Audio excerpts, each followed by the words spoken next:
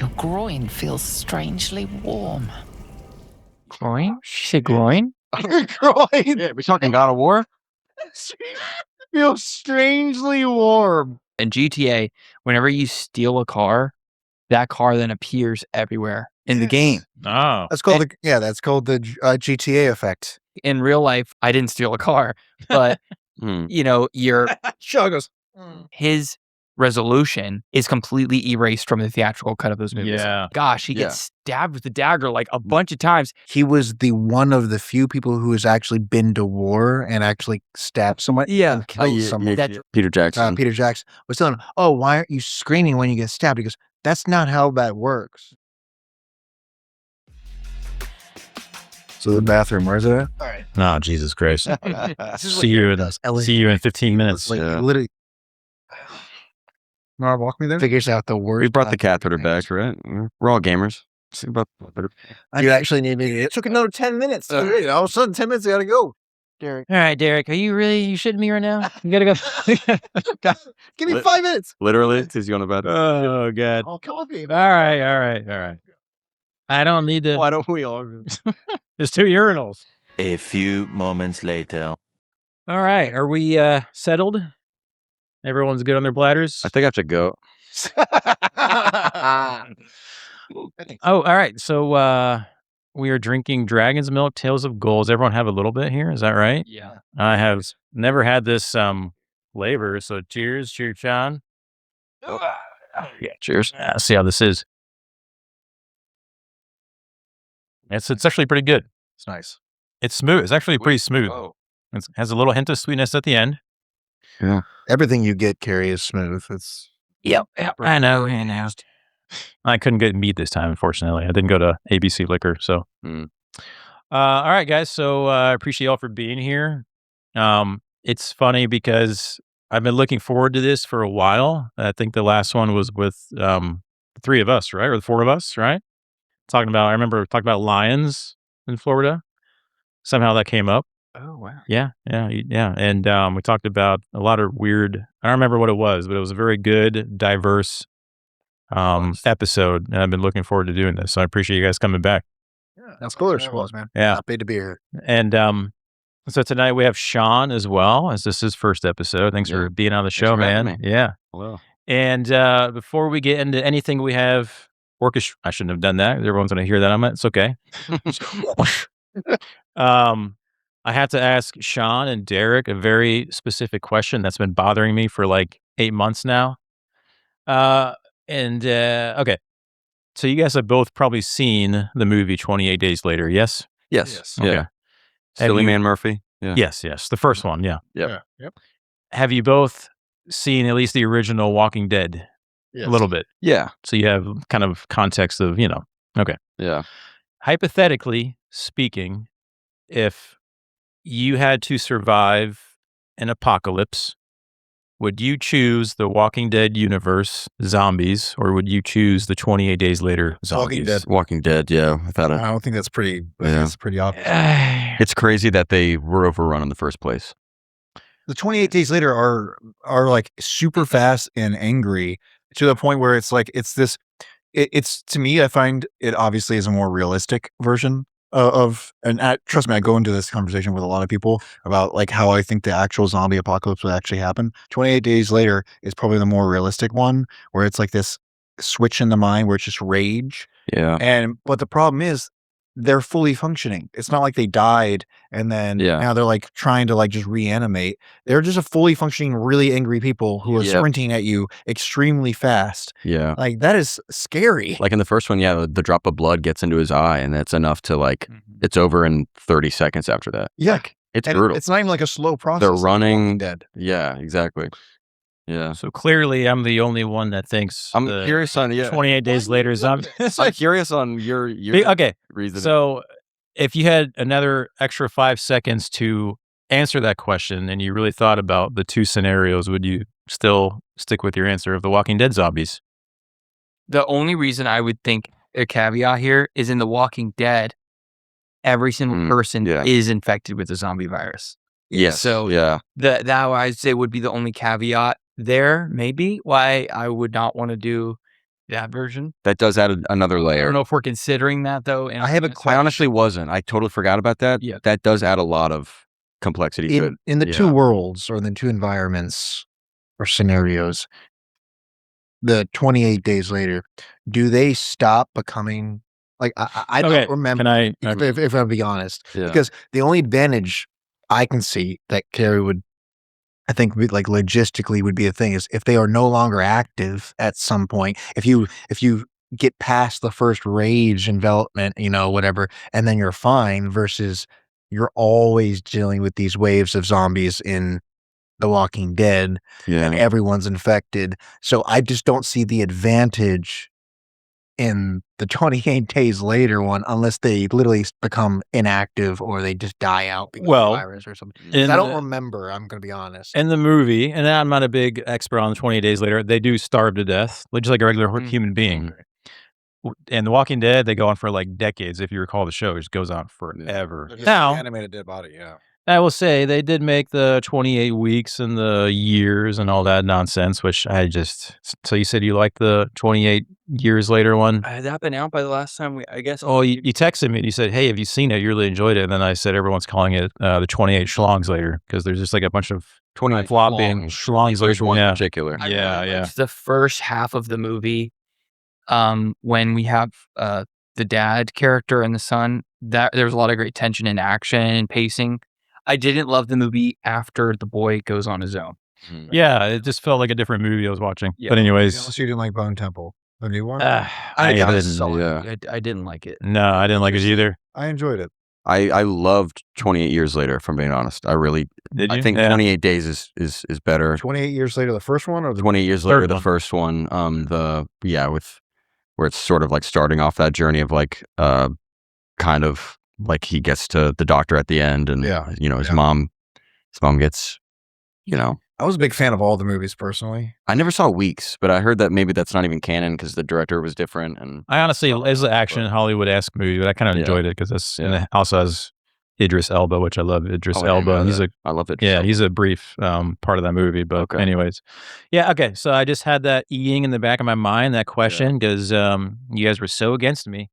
And of course, they obviously have the same logic as I'm the only person that that's okay. I still don't understand what your support is. Why would you go? So because if you're trying to survive, and you have a horde of Walking Dead zombies that don't starve to death, and there's like, and there always like a massive horde of Walking Dead. 28 days later, it's like maybe a dozen, which it's pretty terrifying when they're running at you. But if you can bar yourself in, they typically, I feel like they either give up or they starve to death or something else. But I feel like The Walking Dead, it was just like relentless. And then, if you die, you turn into a zombie eventually. Also but like the thing where I understand that. So it's like a good balance, but you have this issue of the fact that they started, 28 years later, they started procreating. Yes. Exactly. That's why. Yeah. We're taking. Wait, the zombies procreate? Yeah. Yeah. Oh, I didn't realize sort of that. the main thing. Oh, especially the second one. Well, There's a lot of different layers though. Those two movies. I didn't realize they procreated. Does the alpha zombie change? Is he a part of the equation too? No, I was just thinking the original 28 Days Later. Then that's definitely still a black and white, like 28 Days Later zombies versus Walking Dead of like 60 years of these zombies that are walking literally skeletons because they're but they're still alive. Yeah. Yeah. The only thing I can think of in favor of the 28 Days Later choice is what Zach said, which is like, anyone that dies. Yeah, it's pretty terrifying. Everyone's infected. So it's like, at that point, like you got to be on like death watch essentially. Like if anyone, you have like a flu and like you're sleeping with your wife or something, you have to like, sorry, I better go in case I turn into a zombie. That's why I thought the Walking Dead show when they got to that prison, I was like, this is the best environment you could be in. Oh yeah. You are protected. You everybody's in different cells and close that cells. If someone dies, they're in a cell. Like until someone dies from a flu, and they become a zombie. They're in a cell and it's closed off. Like it's like you. So it's one of the best environments to be in. And I was just like, okay, this show's over. Yeah, the show's over. Apparently, it went on for another 4 seasons. And I was just like, what? Yeah. Why? Guy with an eye patch had to ruin it. That's what happened. I know. So I loved The Walking Dead, the actual show, and when it turned into more of a drama, among humans, I was like, okay, this is now completely. It's like they somehow figured a way to trump the actual enemy, Exactly. and now it's like now it's just natural. It's this thing. It was a third party. It was no longer the premise. Yeah. Exactly. It was like, oh, by the way, there's zombies in the show. Versus humans. Humans is Yeah. the problem, and now the show evolved into that. Yeah. And I was like, okay, well, I understand it, but they took it in a weird direction that I didn't necessarily like, and I stopped like a season after. I agree. That one. First like 5 were good. 4 were good. Yeah, once Keegan was introduced, Negan. Once Michael Keaton came in, is the best. He's not as terrifying as once he was Negan. introduced, that scene like scarred me, and then I watched like a little bit of the next season, and I couldn't watch anymore. Yeah, well, a little bit of the next season was centered around bullet production in a factory, so you didn't miss anything. Okay. It was. That's what we're talking about. I feel like that's what this show turned into. My big blinds out his work. Bullet production. Okay. I mean, that makes sense. No, sure, yeah. These, But it's not interesting to watch Derek, at all. Sorry. are these shuffled? Did you shuffle these already? Shuffled, yes. So like we're about to start playing some poker. Okay. You know, I'm gonna hit this mic anyways. It's like right in my face. So Do we're your thing, man. about to start some Texas Hold'em. So if you hear us saying some things outside of the conversation, that's what that is. Right? Anyone on Spotify is probably confused at all the sounds of chips. We're playing Texas Hold'em, so we're gonna see. Oh my god! So we're gonna see how these work. Was that still face down? Son of a bitch, Derek. Ballpark at this time. Slippery table. Yeah. Give out. And maybe I'm missing one, I believe. Am I? I'm not there yet. No. Okay. So you're the dealer. Okay, so that means I am little blind. He'll be little or small blind, some people call it, which means I pay the half of the minimum, which the minimum is 50 cents. Okay. So I pay 25. Okay. So you are the big blind. So you will be playing 50 cents. Okay. And so this rotates with the dealer. Gotcha. So 2 of these. Rotate dealers. And called ante. So this is another way to ante. Okay. So lot of games, everyone just put those in 25 cents, and that's called the ante. This game rotates when you have the Gotcha. when you're putting in the more money, and the reason why is because that changes strategy. Oh, I already have my money in. Mm-hmm. Am I going to play now or not? And so you have more of a impetus to want to actually stay in the hand because you've already invested. Okay. I'm half invested. Cool. So now the bet is to you, Zach, because you are in this call the big blind. Okay, so I have to call the To enter the rounds. Yeah. Or you can fold. Yeah. If you have a bad hand. And you always want to put it somewhat close to the middle and then but not on top of each other because we need to see who's. I feel like we all got to play the first hand. Yeah. This is gonna be we'll have to be acrobatic with our equipment in front of us. Yeah. We'll make it happen. And I will call. Mm-hmm. And only on the first round you get the option to because you were forced to bet. You get the option to raise now or just call. Oh, okay. Or just check. Sorry. Check. All right. So you're the dealer. So what the dealer does now is we deal out. We burn one. All right. Yep. Flip 3. 3 or 1, so depending on who you're at. But you burn it here in the center. We'll burn it here in the center. I'll dodge the 8 beers in the center of the table. Yep. And then You don't mind if you could just be dealer the entire night? I'd appreciate it. 1, 2, 3. So that's an ace of hearts, a 4 of diamonds, and a 3 of spades. And now you got to look at your hand and determine whether or not you want to stay in, but it's actually small blind or little blind's initial bet option. So I'm going to check. Okay. Check means he's passing. Gotcha. And I have the option to. You get the option to check or to put more money in or fold. Okay. I will raise. Okay. How much? And then you put the chips in. How much are you aim to raise? I'll do. You can only the minimum is the big blind, so you have to raise by 50. Okay. 50 Gotcha. above, yes. And walk me through what each of these. 50 cents. Sorry, 25 cents each. Okay. 50 cents each. Gotcha. $1. $5. Cool. Gotcha. So I have to match 50. Yeah. Or higher. Yeah. However much you want to bet. Usually people just do the minimum. So $1. Sure. Okay. Yeah.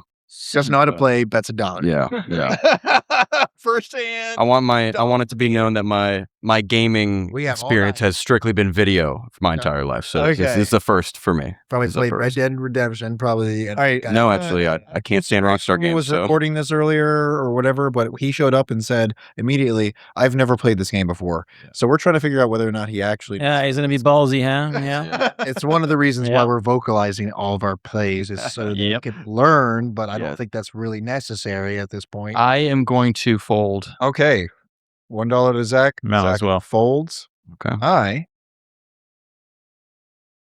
will mash. All folds. Neat. Okay. Okay. I had a feeling that was coming because he plays that way. He plays very skittish. So Three of us folded. Anyway, yeah. No. It's his fault. It's his fault. all right, so we'll continue. Okay. And so in this scenario, so in the beginning you burn 3 cards because you play 3 cards. Some players or houses burn 1 card and then plays 3. But what I'm going to do now is I'm going to burn 1, and then That's not good. and then flip over 1 more card. Gotcha. All right. So this is the first 3. When I flip those over in the beginning, that's called the flop. Okay. The second time I put it down, which is the 4th card, that's called the turn. Okay. And when we do the 5th card, it's called the river. Gotcha. So it's the flop, the turn, and the river. Okay. Just so you know, it's the first 3, the 4th, and the 5th. Cool. So now 6 has been put down, and the bet is to you because you're the closest to in the clockwise rotation to the little blind, the small blind. So it is your option for either checking, which is passing, betting at least 50, or folding. Okay. I mean, now that's just you and I would recommend a fold. Yeah. And he's biased because he says that. Yes. You can just check. You can just check too and see what he does. Put the ball back in his court. Yeah. So once the pot is right, you can just put it in the center. Gotcha. Pot is right after every betting rotation. Cool. So 50 is the minimum. That I That's can the bet. minimum. Yeah. Gotcha. You don't have to bet it. You can check. Okay. I will check. Okay. I'll check too. You can always to check as well. Well, maybe not for the mics. Yeah, true enough. Yeah. I'll do this. All right. Well, we could play this and talk about other things at the same time. Shaun, really? Yeah, we're Sorry, gonna- I'm the newest, so I feel I'm not playing 1, dragging 2, 3, it down. though is nice, so Yeah. people understand the game. Yeah. All right. So a king was placed as the river card, King of Hearts. It's your option. I will check. Check. Yeah. Okay. I will bet 50 cents. He would. Wow. Okay. He's trying to bully you. So now I can either match that or 50 Match cents. with 50 cents. Gotcha. Fold or raise. Okay. Now, what I would suggest, and I know you don't play, you say you don't play a lot. Yeah. He's trying to literally just put money in to bully you. Yeah. And it's not a lot of money. Am I? Well, so I don't know. It's you already invested listen to him. $2. Yeah. Not you. 50 cents is nothing. Yeah. I like the way you night. think. This was like a couple years doing ago it, now. He called it. Oh, he calls. Nah, he Okay. did. So once you call, that's it. You can't Gotcha. re-raise after that. Just so you're Okay. aware. Cool. So You called him, so he has to show. to show. Right? Gotcha. So I have a And- pair of 3s. And Shaun, if Gotcha. you do lose a hand, you don't have to show your cards. You can just. Okay. No, yeah. Does it have to show? If he wants to win money. If he wants to win. Yeah. Otherwise, it's called mucking. And, Yeah. Okay. If you don't want to show your cards for your strategy reasons. Yeah, for sure. I would suggest if it's your first time playing, show your cards. Yeah, I'm just going to show my cards. He's just probably the Ace and nice five. ace. Yeah. Oh, I shit. knew he had the ace. Damn, son. I was very sure I had it. All right. Well, the money is yours, Yeah, sir. yeah, he did it. That's all. That's all Shaun. It's the money. Yeah, he's there. He's really milking that. Really milking that. He went through that whole tutorial. Sorry, we Like, can he talk didn't know about how video to play games the instead of teaching me. I'm sorry. Oh no! Now you're a little blind, which means you do half the big blind, which is the minimum bet, which is 50 cents. So you put 25. Okay. And if you guys could, I would appreciate it if you could fold your paper in half. And on the inside, after each round, if you don't mind, write what your hand was for this round, because I'm going to add a little graphic for the video that shows everyone's hand as we're playing, almost like an actual poker. Yeah, everything, just so I know. Now, don't show me now in case you fold it, so I don't know your strategy. But yeah, just if you could write them down, I'm going to add all the video effects afterwards. Do it after that first hand from now on. Let's do it now. We just play the hand. Yeah, you I don't know. remember what my hand was. Oh my 3 and 4. God. dude. 3 and 4. Okay, fine. It's fine. I'm just gonna say you had a 2 and a 3 or something. That's what I had. Okay, you had a 4 and a 6. That way I can add them in. It'll be fun. Well, if you can understand, this is a diamond. Yeah, that's exactly what I did. Is there Nice. another pen? Oh yeah, here you can just. I have 4 pens here, so we'll just kind of rotate. This is- All right, yeah. Sorry, So Are you collecting cards? yeah. Derek's the full-time dealer tonight. I'm just kidding. I'm just kidding. I'm just kidding. I mean, he's big blind the entire game. That's horrible. I mean, we could. He just won. Yeah. He's good. And Dylan, you need these two right here too. Thank you. Thank you. So yeah, I mean tonight I really, like I said, I was talking to Derek and Dylan before you guys came in, Shaun and Zach, and I was trying to honestly think of questions about gaming, and I was just even ChatGPTing, and I was like, what questions do people want to know the answers to with gaming? A lot of it's like the future of gaming, what's going to happen, and GTA 6, of course, that kind of stuff, and and AI and gaming. And I was having this like weird creative block. I just could not think of anything that was inspiring me or like clicking. So I kind of fell back into my usual rhythm of just not nostalgia, but experiences that I've already experienced as a gamer, because that's just kind of what resonates with me. So that's kind of what we're more or less discussing tonight. But of course, if you have any other things you want to talk about, we can bring them up. But yeah, so we have a little cheat sheet here that we'll kind of go over as we play Texas Hold'em. But and just real quick, let's just go into one of these if you guys don't mind. And this one I literally do every day, which is how often do you find yourself, doing ordinary things and you have like a video game reference? And my answer to this is every time I walk the dog, like out here on the sidewalk, and it's like a hot, sunny day, I always try to like stand under a tree, like I'm in a shadow from like V Rising, like trying to stay out of the sun. So you don't get burned. Because, yeah, I sort of got. I always think I'm like, oh, I need in the shade because it's just you play a vampire in V Rising, so you can't be in the sunlight, of course. Yeah. So, and we played the hell out of V Rising, the three of us, and so I just like whenever I see a tree with a shadow, I think V Rising like instantly. I mean, it's probably So- helping you with your skin cancer. Yeah, it definitely helps. Yeah, so it's a symbiotic, correlation, anyways.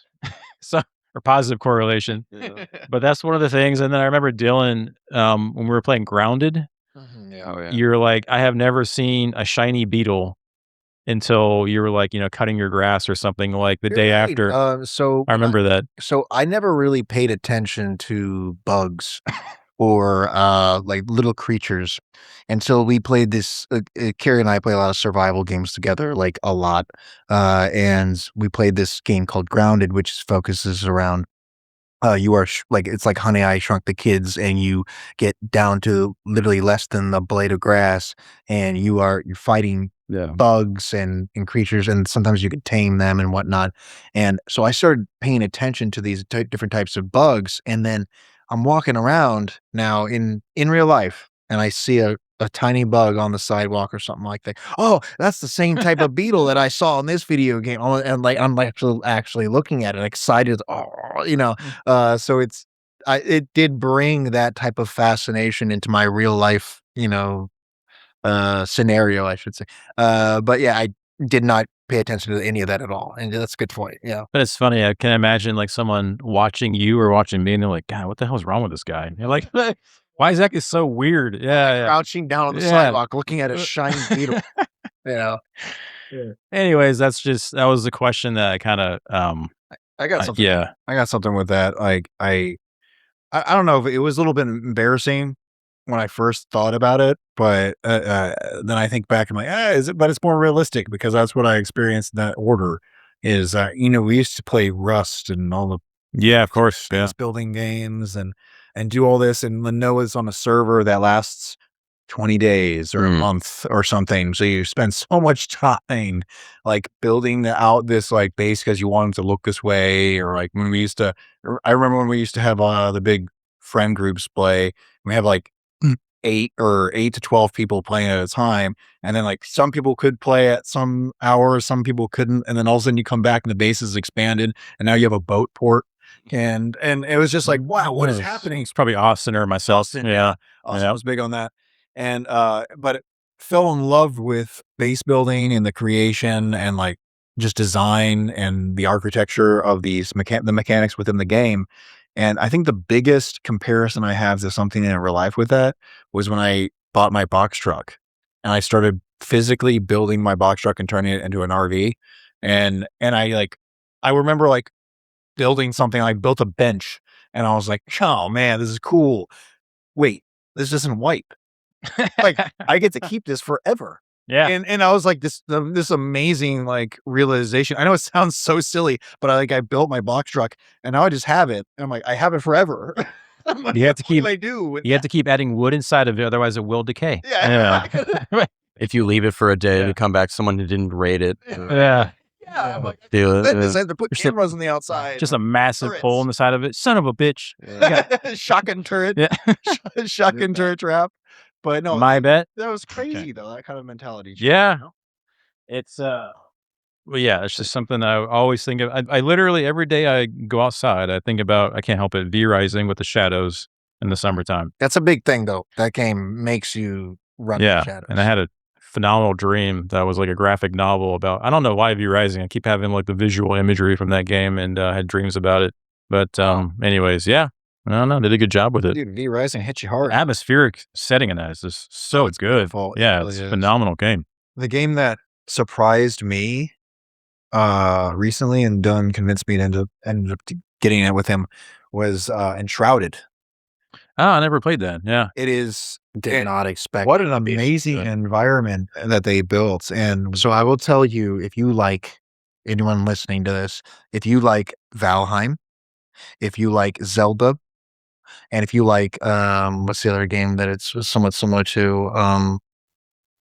Yes, Valheim, Zelda, and Aska.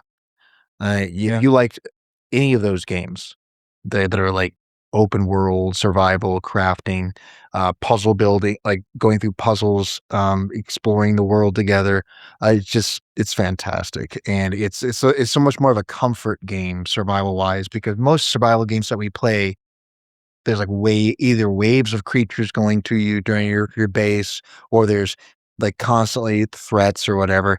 It's not really in this game. It's you build your base, you go through the world, you find these points of interest, these POIs, and you get to literally high points, and you can literally about an hour into the game, you could start gliding. You can teleport to these points of interest that you've mastered, and then you can just glide off of them into the world. Yeah, well, let's roll glide over the other questions later. Love a mechanic of a video game that like surprised me, and a game that I already liked. We'll talk about that later. Yeah. All right, let's get this round going here. Is that okay? Yeah. If you guys have anything to add, let me know after that. But yeah, we're all kind of like On the, I think I might. Whose bet is it, by the way? I'm so now sorry. that there's actually, I think it's mine. I have the big dude. blind. So you're the big blind, so he's the first bet. Actually, we went around, so now it's always left to the dealer. Okay. So now it's actually his Small first blind's bet. option. Okay. So The lowest I can do so is with Pot is right. We all got in. Now you're the first bet for this round. The Oh, okay. has been shown. gotcha. I'll do. Oh, those are all yours. He just hasn't Yeah. stacked it. Sorry, he's just a pile of money. He's Pile of winning Mess of Yes, money yes. in front of him. He doesn't know what to Ooh. do with. Um, Never played the game. So you Isn't that amazing how it always works that way? You could fold, but I don't think that would I know. encourage that. Yeah. But, or bet would. Okay. I'll do 50. All right, 50 bet to you. Yeah. So Why do I feel like Here you go. one of you guys is a queen for sure? oh, it's definitely Paranoia tossing to you, right? Yeah. I 100%. I'm gonna fold. I'm gonna fold. Dang, my queen is sad right now. No, I'll call the I'm not confident. For a match at 50 cents. All right, 50 cents to you, Derek.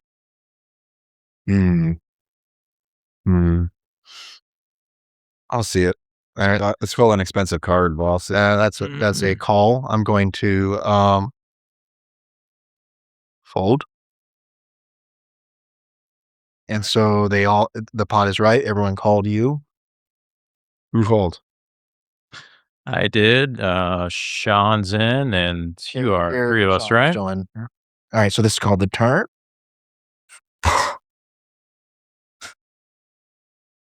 So that is on you, Shaun. Gotcha.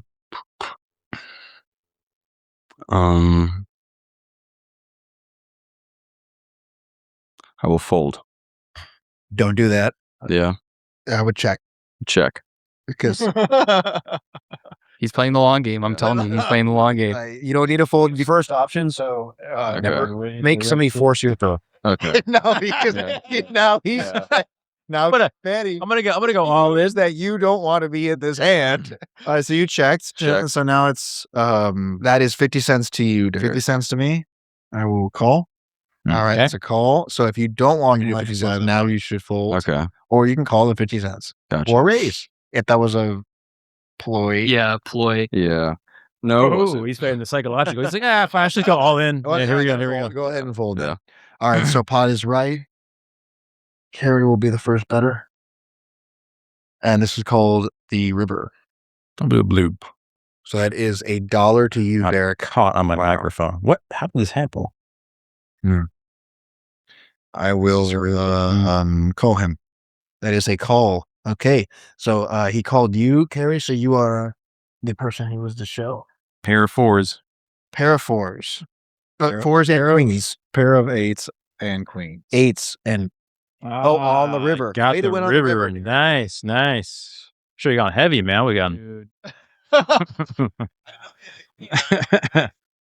Now we know. This is Now how we learned Derek something about wins. him. He kind of bluffs a little bit. And don't forget, Oh, you could. Oh yeah, Oh yeah, no, I'm a big. yeah. That was. You got I so wait like until I hit. But the problem is the thing about this game is, you could have nothing, but then all of a sudden you have something. right. Absolutely, you're not going to have it unless you stay in. Absolutely. Yeah, pay to see. That's what they call that. Yep, I do a lot of that. All right. So you have to do it next, Shaun. If you feel uncomfortable, I'll do it for Or you. shoots. That would be great. And okay, I know it. That would be great. I thought of one for the video game thing that you relate to real life. There's only one I can think of. Okay. But in GTA, there's something that I think they built into the game. I'm sure on purpose. But I think there's probably like a psychological term for it. But in GTA, whenever you steal a car, that car then appears everywhere in the game. Oh, That's called that's called the GTA effect. Is that what they actually? I think there's an actual thing about that. Yeah. Okay, so like in real life, like whenever it could be anything, but something similar. I didn't steal a car, but you know, you're interested in something, or like you just purchased something, or you're looking into something, and suddenly I'm seeing ads for it, or I'm hearing other people are talking to me about it, or it's just kind of like I think of like the GTA. Yeah. So they did that. That was part of the code. Then they came out with that. That's what I read or I heard somewhere that they literally said, "Oh, so this person likes this vehicle. They're actively stealing this vehicle. We're going to produce that more in the world for them as a what is so it's like subliminal marketing for the player, basically. Guys, nuts. So people would do that, and that was an effect that people would see. It's like, oh no, you're just imagining that. People are like, no, I'm going crazy. I'm not imagining this. That like I just stole a Lambo, and now I just passed 5 Lambos. Right. That's That kind of. Why would they do that though? What's the? I wondered if it was so that if you crash your Lambo, you can get another one, or but I don't know. I wondered if they were basing that off of what is a real life sort of phenomenon of like where you think you're seeing. It just makes it less exclusive because now there's Lambos everywhere. It's a great thought to have, right? Like, why do you think that kind of decision was made? If it was built into the code unknowingly, or if I like to think that they had the forethought, where all of a sudden, someone spent however much time to get this vehicle in their garage and then they wreck it. Right. They're gonna be upset and they turn the game off. But if there's another Lambo right there, they go, oh, okay, I'll just steal that one real quick. Yeah. This brings me back to EverQuest somehow. Oh, like all things in life. The hardcoreness of bring you EverQuest. back Yes, to yes. Ever- I know. No. By the way, we need to start. We stopped. I know. I went to the cruise. Derek, The person I know, has man. had a child. No, I would. I know. I think about it as well almost every day. I do. Crosses my mind. Let's table that for a bit. Yeah. I'm just gonna call this the EverQuest podcast from now on. I know. That's a time sink if I've ever seen one. I mean, But it's a good time sink. the baby's just. I know you. It feels real good. I know you think that. Feels. All right. Who's is it my first bet? 50 cents to you. You're a big blind, so you're automatically in. 50 to you. 50 to me. I'm glad your answer to GTA reference wasn't like, I call these prostitutes, and I just that's my immediate like thought process. Like, oh god, As his brother, yeah. Where is this going? Yeah. Oh yes. As his brother-in-law, I would have been upset. To life, and you're gonna hear from me. Hopefully. Okay. Wow, Shaun. 25. No, these are 50. It's 50. That's right. Okay, so it's just matching. Okay, so I'm in now. And then your option, if you want to. I have to add. No, you don't have to. You're already in. Check. Oh, okay. You Okay. can check or you can bet. I'll raise it. Red shift. So this is called a dick move. Right. Right. So he's the big blind. He had the option and waited for all of us to bet, and then just decided to raise it. Well, it's Before we even see the also it's called patting the pot. So you have a scenario where you see multiple people who are engaged and already in heaven. And my choice is to match or or fold. I think gotcha. Okay. Yeah. That's why we call it eight. You have no goddamn clue what I have in my hand. ESPN 50 cents show the hand. All right, that's Have right. He can have a nice looking 2 and a 3. You know. Yep. I need to see these cards. I need to see them. Make sure you fold it so I don't see the dealing thing for Shaun. Oh, did you already fold? I'll do it. Yep. As, Oh, okay. That's one burn and then you turn them over. That's the flop.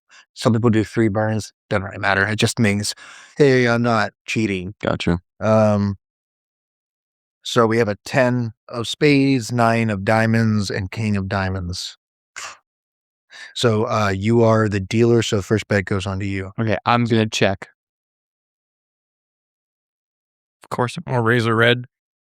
Carrie is. So that is 50 cents raised to me. I'm going to say, fuck you, Carrie, and fold it. That's one of the few F-bombs I'm allowed to say. It's your allotted amount. It's Fox or something like that. We were allowed 3. This is PG-13. 1 F-bomb the entire episode. I too will fold. I too will. Everybody's getting scared away. This is just free money to him right now. We're gonna let him do this. That's part of the game. You know, you get it. It's called bullying. Can't let him do it. Bully is. Are you gonna let him do it, Zach? Are you gonna be the guy that I'm not gonna lie. holds the line? I need to remember. You're still in, right? I'm out. Oh, you're out too. I was out the first time. Are we really gonna let Carrie do this? I in the pot with 50 cents. I mean, I remember when I was at Michaela's house, Dylan, a pocket pair. That's the only reason why he would. and I lost like 4 times. I had to do like 4 buy-ins. I think you were there too, and I was just like getting wrecked. Finally, like won everything from everybody. Yeah, and you won the entire night.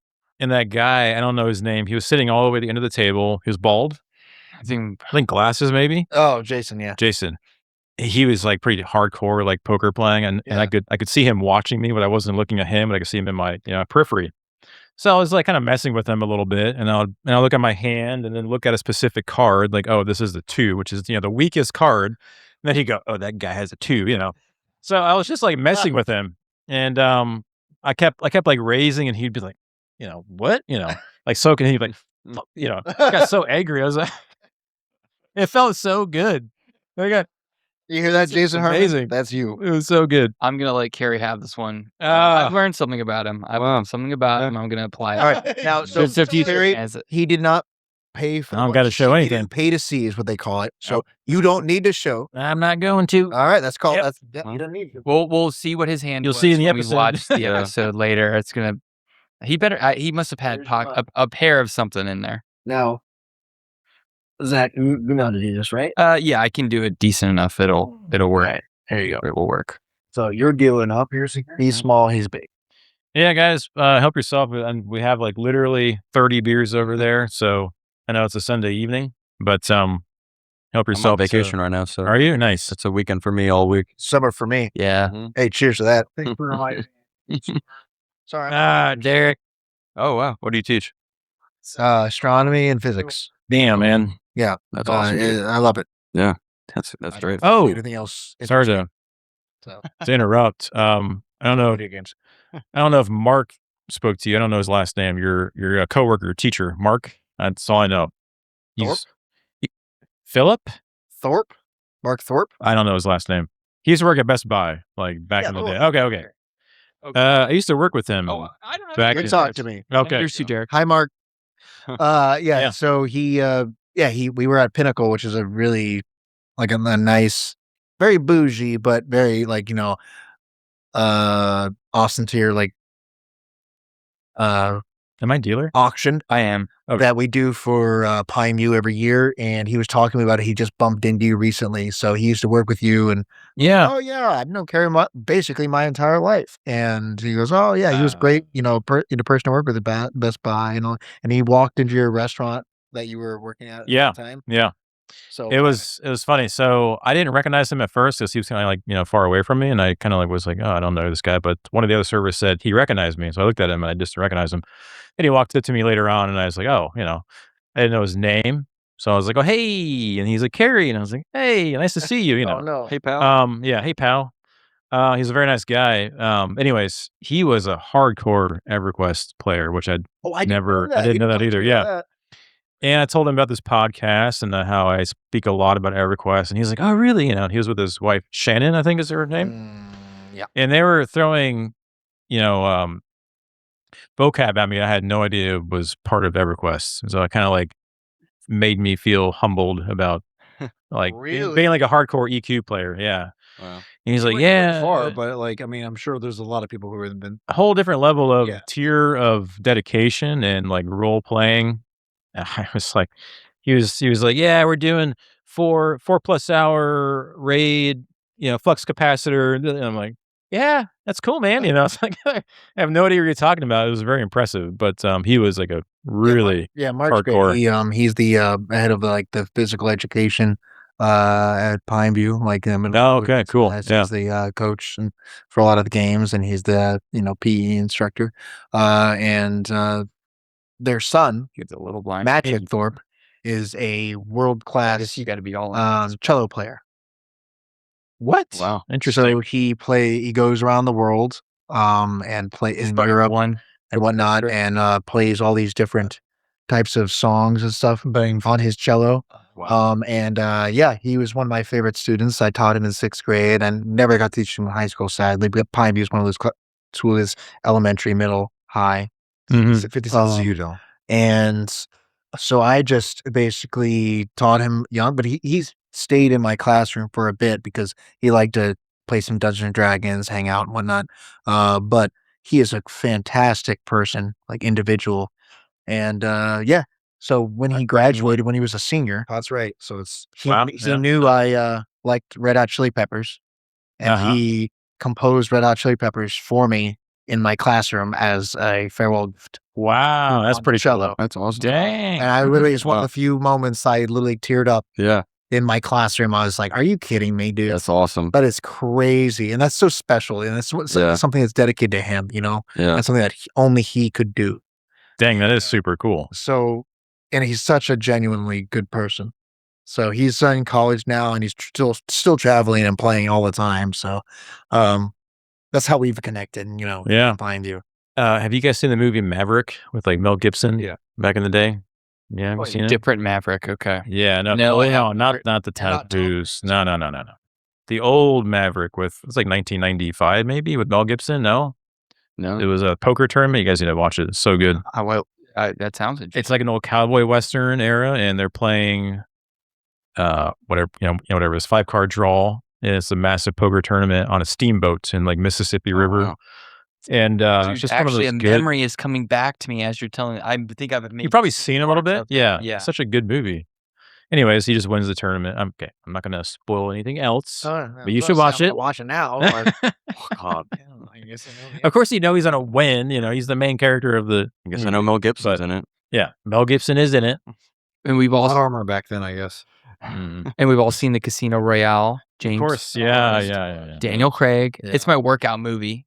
I'm trying to, and it's been my workout movie since 2006. What do you mean it's your workout movie? Like When you actually lift weights to it? Yeah, absolutely. When I go to work out, I turn on usually either 300 because those guys like that makes sense. When I was a kid, I they used blew to my do- mind like seeing their physiques at the time, or I'll turn on 007, only that one, but also Daniel Craig. He never won the movie Rocks. He's also in phenomenal shape in that movie. This is a really great workout movie. I never would have imagined that would be a workout movie. Yes. Okay. That's weird because most people listen to things as they're working out. How do you? Well, I think because I'm a musician, with Shaun, like my relationship with music is very specific. So when I'm actually working out, I would only ever listen to like a podcast or watch a movie. I usually won't play a song because then my focus goes to the song. Yeah. Oh, so crazy. Yeah. I like watching stuff as well when I'm working out. Have the TV out while you're working out? Like, I just turn on. If I'm on a treadmill, like I'll put on a podcast or a show that's show up on or something. Except for walking, because the treadmills are working out. Sure, yeah. If I'm doing an extensive workout, I'm probably just auditory going nothing. Honestly, development is way higher than other people, so it's like you pick up on like the nuances of the song, so your concentration leaves what you're trying to do. To a visual. Yeah, that's that's intriguing. Yeah. Wow. I turn it on to distract myself from the pain, but not to amp myself up, like by watching like some drama just to like get myself out of the headspace of like, oh, this is hard. Right. Yeah, that's so funny though. I'm sorry, whose bed is it? I don't know. This is a little. Carrie, I think went, and then Dylan. Or no, Derek. I think you. I recently, and Carrie, you have to match their bet. Okay, sorry. They put in 50. You bet out 50 more cents. Yes. Okay. All right. And now we burn one more on the flop before we go to whatever it's called before the river. It's not the flop or the river. Oh, he did check. Okay. Oh yeah. So Pod is right. Yes. That's exactly why I wanted to. That's so weird. That 4 looks too much like an ace for my. It does. They're very hard to see. Envision. I was born with old man artsy cards. Hey, it's Lord of the Rings, man. Can't go wrong. Oh, that's what they did. Yeah, look at the face cards. They're all, of course, they're all main characters. It's so cool. Just watched since the last time I saw you guys. I actually watched the extended versions for the very first time. Holy crap! What it was worth it. So first of all, Fellowship is also coming back to it. Fellowship is one of my favorite movies ever. I absolutely can't believe how good that movie is. Second, which I don't remember, and it was funny as we got to Return of the King, I was like, yo, how does Sauron's character resolve in the movie? For the life of me, I can't remember what it is. And of course, you get to it and realize his resolution is completely erased from the theatrical cut of those movies. Entirely. Yeah. They literally have like ADR, some actors like, oh, he can't hurt anybody now. He's trapped in his tower. And then where he's been the whole time causing all the troubles. That doesn't even make any sense. And then that's the extended edition, which I'm seeing for the first time. Oh my gosh, he gets stabbed with the dagger like a bunch of times, thrown off the tower, and then he falls and lands on a spike, which rotates and he drowns. It's like the most Looney Tunes. So also, that's why it was cut. In that theatrical edition, he was one of the few people who has actually been to war and actually stabbed someone. And killed someone. That direction. So when the director, Peter Jackson was telling him, "Oh, why aren't you screaming when you get stabbed?" He goes, "That's not how that works." And he goes, "What do you mean?" "I've stabbed someone before. That's not how it works." And he goes, "So tell me." He goes, "No, it's more of a like all the air getting gasping. It's gasping. I'm trying to get it for you, and then like you really don't realize it's happening, and you don't feel the pain right away either. And so it's more of a surprise and like gasping for air, and then you just die." And he goes, "What?" And he goes, "Trust me." So that is crazy that he had that influence on that scene when he was dying. Yeah. And I was like, that is crazy. And then they mount him on the pinwheel that drowns him. He's like, "Well, I was in war, and that also happened. And this isn't how I would do it, but didn't add that to the." That was so cool to me. It wasn't on the portfolio when he applied to the acting job for Lord of the Rings. I can do that. That's like, oh my god, jeez, had to be a Vietnam War. I'm assuming. You know which war it was? Know what war he served in? Yeah. Wow. He was a World War II veteran. What? Really? Because think about it. He must have been Christopher Lee died. He was 60 years old. Yeah, and that came out in 2002, 2003. So he was like super young when World War II, like 18. Yeah, like drafting, and then the stat could have been World War One. No, Dylan, could have been civil. Could have been. Why stop there? Could have been civil. They didn't even have Could've been daggers back then. They had revolutionary. rocks. All right, well, whose bet is this? All right. From now on, we will talk between hands. We just flipped, so it's Yeah. Carrie. It's my bet. Yeah. I'll check. Kate didn't even know what cards he has, Karen. Nope. Stu, You guys know each other too well. Stu, $1. It bothers me that you're matching me. I'm not gonna lie. Son of a bitch. Don't know how to play the game, yet you match a $1 bet. That makes me feel really comfortable. Yes, it As a should. person who Should. knows how to play. My main job is an actor, by the way. Wow. No, it's not. Or is it? You already fold? I did. Okay. So You guys 2 of these. Cool. All right, so I will they all call. called you, so Pod is right. Do it. Okay. Do it, Zach. Here we go. Let me see what I have here. The river. To the ace. Okay. Look What is that? 4? It's a 4. 4. Look at that. That made Game changer. That made it interesting. Everyone called me when 4 came out, so that feels good. All right. Don't tell him that, Derek. Maybe that's part of my plan. I think it's your call. Oh, I'll check. I will also check. I too will. Wow. Okay. Okay. Jesus Christ. We all have nothing, obviously. Yeah. The jig is up. Yeah. Nothing. I have a 9 high. 9 high. Wow. I was hoping for a straight. Why did I fold? Right. I was hoping for a straight. Man, I was Yeah. close. I have pocket kings. Okay. Oh, wow. Set. I have a pair. One pair. He's so God. Why didn't you put more money in? Jared takes dude. it home. I just have one pair, but almost had a straight. That's Good straight. Lord. Yeah, yeah. Straight. Yeah, I was close too. I had a 4 and a 9 or something, or a 5, 3 and a 9. I was so worried about the straight. Damn, dude. Gary's nice. so mad. That face. yeah. That face. What? Like the disgust. I'm gonna be that guy, and I'm gonna request the bathroom again. Yeah, Be that right. guy. That's okay. All Yeah, go let's take a break. together as a team. Let's go together. Now I have the peas. I'm dehydrated. Team so building you exercise. guys go ahead. Hydrated. Well, I just wanted to take this moment to say that I think Derek is cheating at poker. He has a taped card to his left wrist that he looks at every 10 seconds. So, apart from that, the podcast is going pretty well. Everyone's going to the bathroom together. There's only one urinal for 4 men, so that's why I stay behind. But yeah, guys, thanks for watching. So I vied with Zap before, right? And met him. We did a EverQuest. I was sitting right there. He was sitting right there. He's trying to remember what. No. Yes. Yes, I've been in a podcast with him. There's literally. What was the topic about? It's a liter. We can go I back. think this is only my third podcast. I think. Yeah. In both times I've been here before, I think I was sitting where you're sitting. And the first time, I think it was just the 3 of us. You, Dylan, and I. You talked. Zombies. I remember that. Zombies. Yeah. You talked more about how you played games, less first-person shooter games, more like I don't know, like builder / casual / fantasy or something. But it wasn't like we were talking a lot about a first-person shooter. Yeah, we were. And you didn't, and you're like, I can't talk too much about that topic because that was what we were talking about, like subject wise. Yeah, I would probably talk about Left 4 Dead. Oh, you were remote. And you were remote. No, that was another one. I've done 2 with him. We can go back to the tape. This is my third. The remote one I did was in Katie's bedroom. Okay, what was the remote one about? I don't remember. So yeah, it was that one. No, I met him in person before. I smell you. Well, I'm not inventing this person who is now Maybe here. you guys. I am positive you have not met him. Zach's got a doppelganger somewhere that you met. Maybe you were here and there's a guy who looks like me. I think you guys are just. The last one you did, I remember editing it, and You guys are just forgetting me. I've met him there. Terry has edited every one of these. This is Dylan. I've met him in person before. I don't know what to tell you. To be not fair, through this podcast. Yeah, Okay. I was told to gaslight you before I came in here. And you're crazy, so I just Derek. want. You haven't met any of them. This is your first time.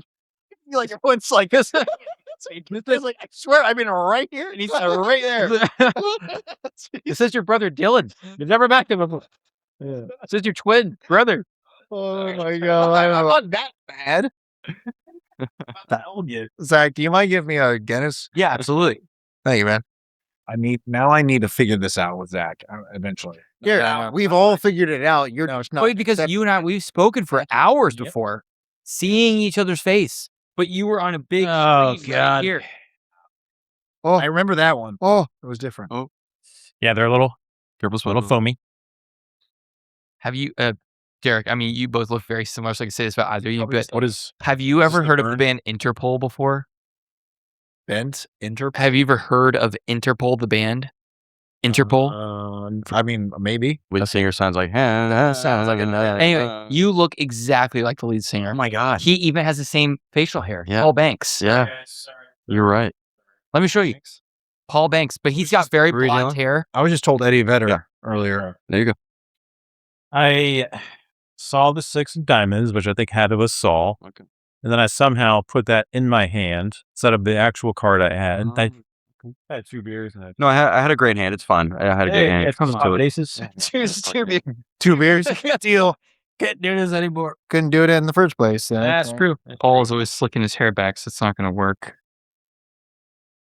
I saw a picture of Eddie Vedder, and because the guy in LA has been telling me that I look a lot like him, and I was like, I don't know what you mean by that. Then he showed me a few pictures, so I was like, okay, I see what you mean. Yeah, I can see that. Yeah. I get Quicksilver a lot. Yeah. From X-Men. Peter Evans. Yeah, X-Men. Which unfortunately, after the Dahmer, the thing that he did, that's now what I'm known as. Oh, no. You'd like, you look like Quicksilver. Oh, the actor was Quicksilver. Yeah, Evan Peters, So, I think. are you the dealer or are you the dealer? Oh, wait, isn't that Speedball? So that means you're small. Speedball, his name is Speedball. Quicksilver is a whole different character. Quicksilver's X-Men. Yeah, the Evan Peters one from X-Men. From Days of Future Past. Quicksilver is but he's like the silver guy, right? He's got I'm thinking of Silver Surfer. Silver Surfer, yeah. Yeah, you're thinking of Silver Surfer. I thought it was Speedball, but maybe he's a different. Speedball is from Okay. Speedball's from like that young team from Marvel that like blows up the school in Civil War comic, I think. Oh, yeah. This is a level A. Speedball becomes the guy with the spikes on him later on. Okay. To like torture Sorry, what do you himself. need? What a Guilty. throwback. I can't believe I remember that. I can't believe you're remembering that. Well, yeah, that is Speedball. It's funny because I have the Marvel collection of like 1993 and Speedball's on there and Quicksilver. Oh yeah. Speedball looks actually like the actor that plays the guy you're talking about. Gotcha. That's with funny. the goggles and everything. Yep, that's funny. So I'm thinking like obviously it's Speedball. Yeah. But anyways. Okay, so I guess it's your Chet first, right? Blind. Okay. So now it's 50 to him because he's doing those little big blinds. Civil War was pretty good. It was pretty good comic. I thought the ending was weak, but it was pretty good. I never got into Marvel. Yeah. You a DC guy or No. no comics at all? No comic, nothing. And it surprised me because like so many people are into it, and I just never got into it, and I don't know why. I was more of a card guy than I was a movie guy. Yeah, just like all the collector cards and reading the backstories and everything. Do I have to match? You are the dealer. No, that will. Burn one. Yeah, Dylan checks burn 3, and then 1 or 3, doesn't matter. I told me to burn 3. Then when he has to reach, it's 1. Again, we were told to gaslight you. Again. It's my bet. No, you're the dealer. Derek's bet. What's that last card? 4 of diamonds. Yeah, the 4s are very hard to read. They're very ace-ish looking. Very gothic looking. Yeah, the number. It was a great movie is waiting to be made is Elephant Men. Sean, you read Elephant Men. You guys ever heard of the comic book Elephant Men? No. I know that you would like it. Yeah, It's just a little sci-fi. guy's face. Elephant Okay, Man. so that is different. Elephant Men is more literal. It's actually a sci-fi comic, future based sort of comic where militaries in the future are animal human hybrids soldiers. And I think I do know this. And what is this? yeah, it's called Elephant Men. I guarantee this will be a movie at some point. And it's basically about wars are fought in the future with hybrids. Yeah. And then the comic actually takes place, the main line takes place after the war. And now these retired, like the war is over, but now there are all these humanoid animal people who now have to go into regular life. So you have like a firefighter, hippo, or no, a detective hippo named Hip Flask. And then you've got like a, just like, it's a crazy comic. It was actually really cool. It's one of my favorite. This is getting out of hand. No. Jesus. What? It's just $1.50. This is crazy. No. So elephant man, I don't how I know. Don't remember this. All right, You wouldn't know. It's within the last like 20 years. Yeah, write it down. I think within 20 years. 3 folded, so it's Years are. So this is right. I'm gonna fold because there's a brew Nefarious here going that I am just not a trying part to of. think of like that reminds me of like Redwall. So yeah, Oh, if dude, you I pull- love if you- Redwall. Redwall is So good. No, that's not hybrid. Those literally animals. Yeah, it's animal. No, just personification of rodents. Dude, it blew my mind. Fantasy You guys are series. done, all right? You have 3 reds. Yeah, 3 reds is just done. I will see your 3 reds, and I will erase your 3 more reds. Oh, okay. Wow. That's called a power play. Okay. How about you? I don't know if I am shaking in my boots. Shaking in your boots, huh? All right. So you rose me by 3 reds. Yeah. I will re-raise. Great. Oh, I'm glad I didn't go down. I get caught up in the 1, 2, 3. No, What absolutely we call not. a string bet. You see how he went So forward? you raised 6? I went I'm back. raising you 3. Yeah. We can raise him String 3. okay, Bet. okay. It's also illegal Okay, in 6 most to Dylan already? casinos. And so if he did that, he'd be shot. Okay. so not Okay. allowed. He won't hear this. All right, Dylan. What's your bet? You What gotta was the bet? add 6 to stay in. Senses to Oh, yes. okay. All in. No, don't do it. Dylan, no. Oh, Son of a bitch. What do we have here? And that's what we call a big dick move. Huge D energy. this Okay. is called gigantic. You know what energy? All right. I'll match. I'll match. Okay. So how do I do this now? Now you can only match him. He has We to have, count. we have to count. He has to count, don't he? So I have, oh my gosh, this is going to be a bit. All right. We can just match up piles if you're going to call no matter what. Yeah, because I think he already said call. But can I look up the rules real quick? Sure. Does someone have the? Or I saw. side Can I pods real or quick, Shaun? I side see you have the combination of that. I folded. I got the hell out of here, and I have it written down here too. So it goes this way is the. Yes. Okay. This is what I wanted to see. Okay. Yep.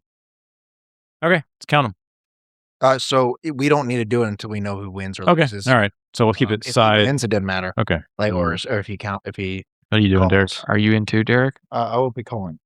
What? No. You started this. Yeah, man. This is this whole operation was your All idea. right. All So right. we don't need to worry about it Dude. anyway until we see who wins. Yep. And that person will show how much they have, and you can count. Are we all putting down? Well, no. Hold on. You have to at least bet the bet that was happening before. It doesn't matter. We're all in. So it's gonna be a quick poker round. I'll talk this later. All right. It doesn't Let's matter. go ahead and do the next card. It's been great hanging out with you guys. Yeah. So It's been fun.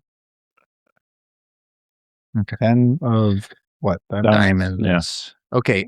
So it doesn't matter. We all called him. Actually, you called me. I was the all calling. So I'm the first one who shows. So I have a straight. Yeah, there it is. Okay. Yep. Derek, what do you got? There it is. I also have a straight. There it is. A 6. No, I also have a The- straight. The lower straight. the lower. Oh, so okay. Dylan has the higher straight. Is that right? 6-2. Yeah, I think so. I think Dylan is taking. it right now. Wow. Has a 3, 6, 4, 5, 3, 4, 5, 6, 7. All right. Wow, 3 straights. Holy shit, Oh, man. Holy That crap. was right here. Wow. So we call his. It's his all in. So my all He has to in. count his, and we match it. Correct. And you have 3 in already. So I'm out, right? Is that because Well, I pull these Well, not out. necessarily. You might have more than I that because pull you these won it. out. Right? You won ahead beforehand. you have... I've not. This is my first hand I won. So Yeah. So look at, His- look his at your last one. chips. How do you have? I have less than you. I pull these 3 out because he didn't actually call those, and then you called afterwards. So he has to count. Figure out what he has. 10, 2, 3. That's. This might be a little bit. 2, 3, 4, I just drank your beer. You sure did. I am so sorry. That's okay. My bad. 5. It's very good. It is. It's very good. So 5, 10, 15. I have $16. Okay. $16. So you got to match that, whatever that is for you guys. So start counting out $16 if you can. If you have more than that, how you're still much? in. So $1. $1, I think. $1. There's no way I have. So yeah, there's The blues are $1. the blackest Black is 5. Yeah, no, there's no way I have 16. So Didn't you win a hand? yeah, but I don't. You have more blues than I do. First of all, already. Just count it out. Just speak safe. $4. Okay. These are 50 cents. 5, 6, 7, 12. I didn't These are expect like to get two $2 people thing. on that one. I know I had the nuts, but Yeah. I didn't expect them to call me that. So the nuts means that you have the highest hand possible in poker, depending on what's on the flop Okay. or what the hand is. So it's I had the highest straight possible. You guys are playing. There was no chance for because there's no matching pairs. There was no chance 3 for straights. Damn. a full house, which could beat me. Yeah. There was no chance for a flush, which could have beaten me because there was not 3 of the same suit on the thing. So Yeah. a straight is one of the highest. I don't think I've ever really A straight seen honestly flush could have been done, but there's no straights. flush I opportunity. don't think So I really ever have. I was very confident. You weighed thought the you odds. had You weighed the odds. King. And I had 3 it of the off times. of the One of you the guys had at 10. least Okay, pocket so- kings, Nice. which I would have beat. Nice. That's why you pay to play. Yeah. Like I didn't want to play but he bet $1.50. I was like, you know what? I have a small chance for an inner. I need an inner straight draw. I needed a 5. I had the 6 and the 7. I knew the 3 and the 4 were out there. The 5 shows up. Hey, I'm here. Turn came over. 5 showed up. I was like, all right, I had the highest hand. Yeah, I saw that 5. I have the highest hand possible. Right, and that was rough. But I was already committed. And I didn't know that somebody would be betting on the straight, which is statistically something you do not play. You do not do unless You you're don't. very close. Yeah, if you have yeah, a straight Don't- draw, we you never do it. bet on a straight. And A straight draw is fine as long as the bet is minimal. so it was not something I was expecting. But then the 5 came up, and I was like, oh, maybe it will happen, and it happened. Well done, Dylan. Damn. I did not expect 3 straights. Yeah. I didn't expect 3 straights. I've never either. I seen thought 3 someone had straights. I thought someone had like 2 pair, and they're just bet 9. Yeah. Oh, I got 2 pairs. The best one we've seen so far. And I'm like, Yeah, that's very unusual if you see 3 straights. Yeah, that's why I kept betting. Good Lord. but I'm gonna look back on this podcast. I'm gonna look at it and say this is a hand that could have beaten you. Because right now I thought I had the nuts, but I don't. No, I had the best hand. I had the best hand for a minute. And then so we'll see. We'll see. And we're out. Yeah. Cutting away. All right. Please cut. So Carrie is no longer in it. So what's the next question? Oh, fine. Let's get back on the subject here. So the original question I had this evening was, is there a game that you deeply enjoyed already, then you found something inside of it entirely unexpected that made you appreciate it even more? And you guys can play as I talk if you'd like, as I'm going to answer this real quick. So I played a lot of Red Alert 2, which was Command & Conquer series for anyone that's played the Westwood franchise games of Command & Conquer, which is a fantastic real-time strategy series. I think they had, by the way, like 24 Command & Conquer games come out over the span of like 15 years. Yeah, which is insane because it was so, popular. But I think Red Alert 2 was the most popular out of the entire whatever it was, 26. And I think I kind of had like a 5-year gap for RTS games in general. From like 2002, I think I was Red Alert 2. And 2006 came along and Company of Heroes came out. Oh, Company. Yeah, which is another real-time strategy game. And that's based on World War II for anyone listening. Ooh, pocket or queens on the table. My goodness.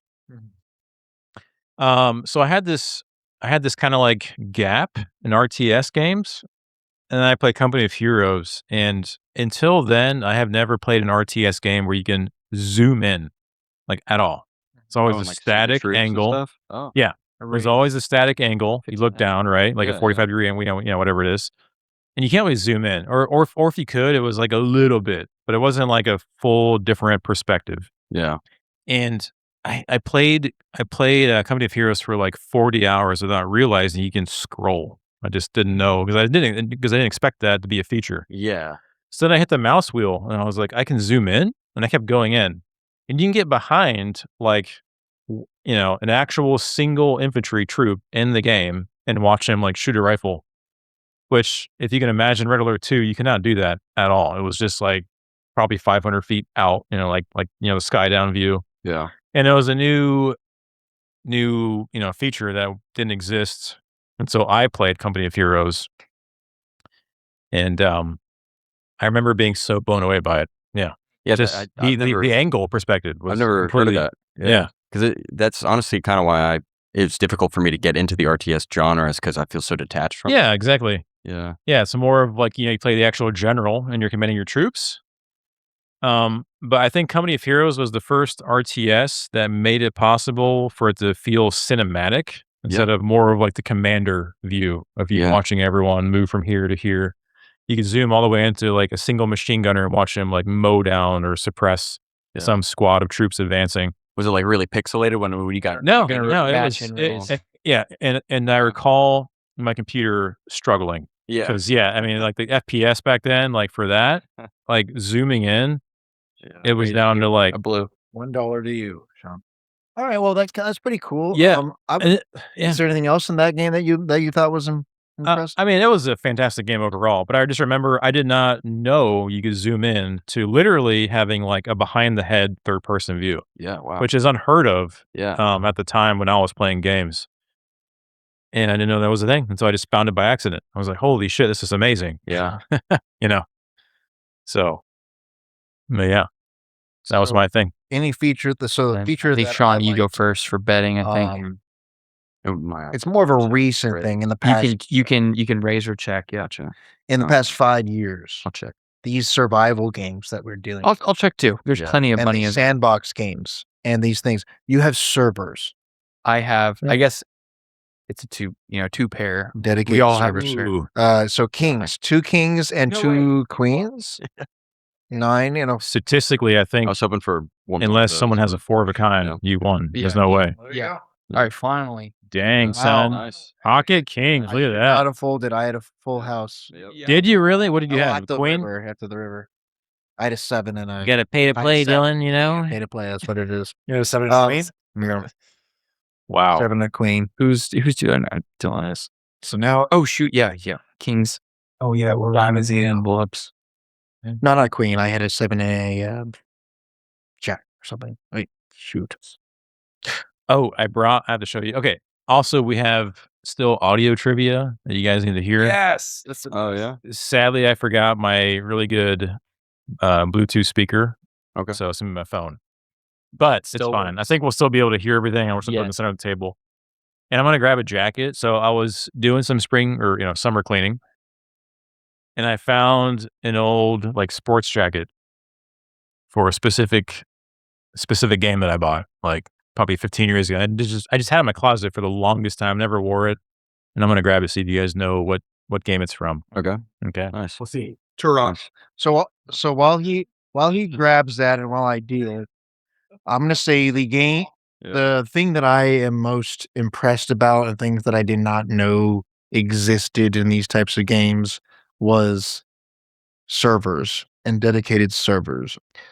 So playing survival games for a very long time, especially with Carrie, that's what we play primarily with each other. It's within the past 5 or 6 years, I would say, it came to a point where we could actually do dedicated servers and bring materials from one server to another and just communicate with each other. And I thought that was pretty cool. Yeah, it is. Yeah. Yeah. Okay, this is hardcore mode. So front. Does anyone have a clue what this is? I can't. Can I see the logos? Sorry. Yeah, let me. Made in Detroit. Yeah, made in Detroit. Oh, Detroit Become the Human. one where you can do snapshots. Yeah. Detroit Become Human. What did you get? What'd you say? Detroit Become Human. This is the back. No. Which is from like the actual angel that plays the cop. You know where I know it was played by Clancy Brown or the Mr. Krabs, the guy who voiced Mr. Krabs. Yeah, but he's a mocap for the role and everything. I can't remember. I think his name is something like that. What game is this?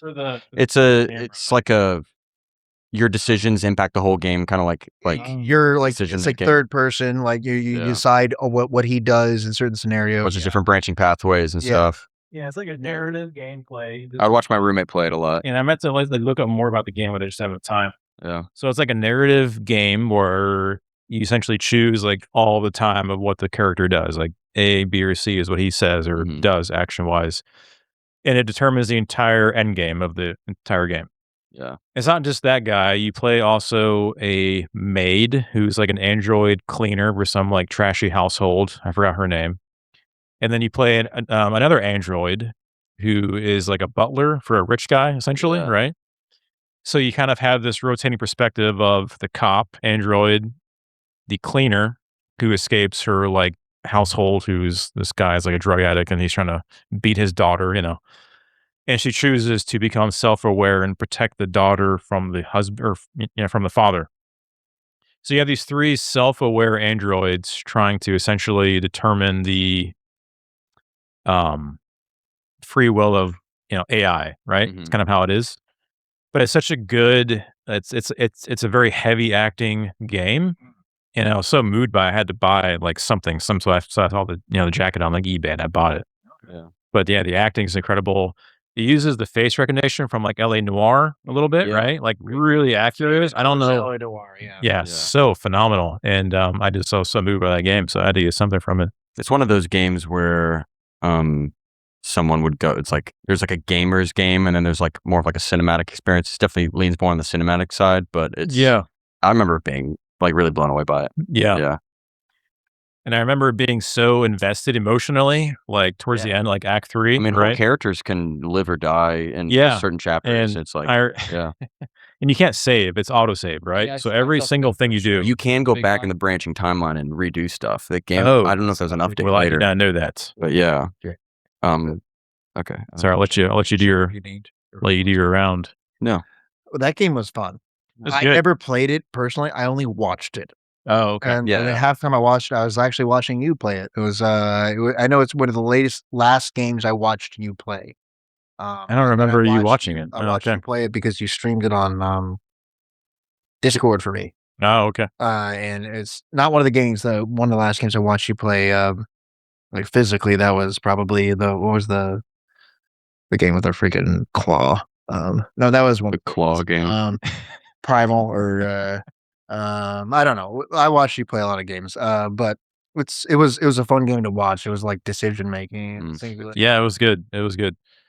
But I was so invested emotionally, and I didn't know you could go back. Maybe it was a late game feature. Yeah. And it was and it would autosave per action you do, right? And I was playing the cop, Mr. Krabs, and there was this part where you had to like shoot somebody or something or block or jump over some obstacle, and it was hard. You had to like hit like A really quick or space bar. And I kept screwing it up. So whenever I did that, because I didn't want him to like die, right? Because I was so like in love with this character. Exactly. That I would shut down the computer so it wouldn't save and then reload it to that part. I did it like 5 times. So I could beat that one specific challenge. I really think you could have just gone back in the menu. Son of a bitch. Wasted like 2 hours of my life just escaping, like shutting that computer and going back. Yeah. But it was good. It was one of those games, never get over. It's a very chubby heart you have there on your piece of... When you make a set, can you go lower or higher after that, or just have to stay the same? Like, I know... You can bet whatever you want. The minimum is 50 cents, though. Gotcha. Or you can just check. God damn, 3 straights. I'll never get over it. Yeah, that's why they're losing. Yeah, that is statistically, what are the chances of that happening? Like, it's very high pretty damn low. 0.012. It's pretty high when you needed 1.012. It's so full of shit. No, you need it. It's actually pretty high when there was 2 groups right next to each other like that. A 5 you're straight. Like, if you had 2 cards, it was... Okay, fine. Anyway, $3. Wow. $3. Don't believe. The devil on my shoulder. It's a raise. It's a raise by $2.50. Yeah, I've never played this game. He's got the. He's got the. He's in. Yeah. I should have been calling out. Shaun is in. You already bet 50, so you can you can take this back and then put. Oh, okay. I should have been calling out probably the entire time of this duration of us playing. However, we will start now. We have right now a 3, a 7, 2 7s on the table, an ace, and a jack. I have nothing. Looks like no suit advantage right now. I have a pair. Oh yeah, you should have been doing this whole time. Oh well. That's about it. At least the video you'll be able to I'll Is the video that good? But you got it. Yeah. Well, I'll be able to add a graphic to it. You got something to give away. Maybe it picks up the card. It did not work. It's a red card and a black card. Shaun, I think you're up for this question. If there's a feature that you a game more later. Oh, you know how to deal now. There you go. Barely. Can I real quick interject one more time about your server thing? And I'm going to call you guys out on this. I feel like every time we do a private server, I'm the one that pays for it.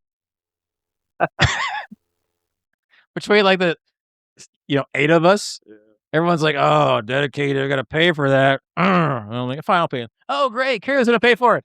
Like, to be fair, June has paid for a couple of them at this point. I have never played with June. I don't know what games you're talking about. Like Windrose and things of that nature. Oh, okay.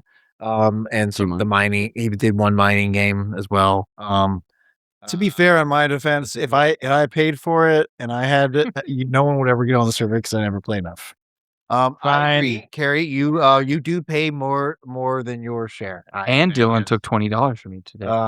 So you have like 4 months invested already of server $5 a month.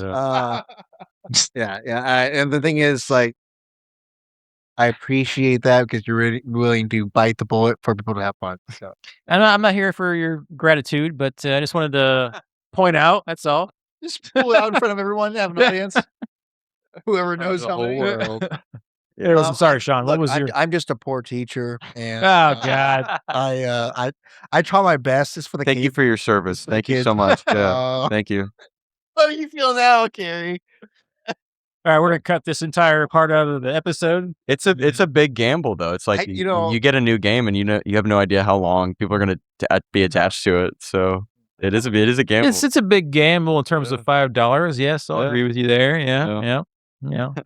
I'm sorry, Shaun. What was your? Every server is different. Yeah, that's true. I suppose I don't know. I've played many games where certain details have, either through me discovering them or me. I've been recently watching a lot of like developer behind the scenes. Like I love the No Clip YouTube series. He does a lot of documentaries to like famous games and different studios. I'm out. I have no idea. I'm sorry. I'm Big Blind, I guess. Yeah. Okay. I thought he was doing. I'm doing it for him.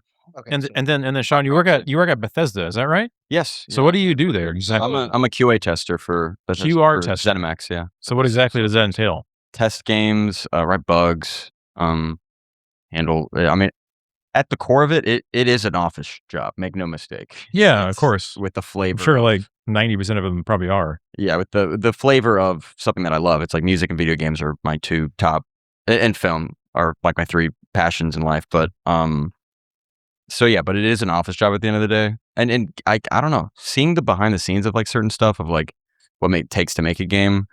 I think that's when because I got the job about 5 years ago. I really have been like going really deep into watching documentaries about how games are made and stuff like that. And recently I've started playing the Hades games. I don't know if you guys have gone into that. Yeah. It's like a roguelike, kind of like going through like different levels, which is very far out of my comfort zone. Like I'm usually like a first person shooter RPG kind of guy. The level of detail in Hades 1 and 2 and the amount of dialogue and the amount of like, and it's like 20 people in the studio, super giant games, is insane.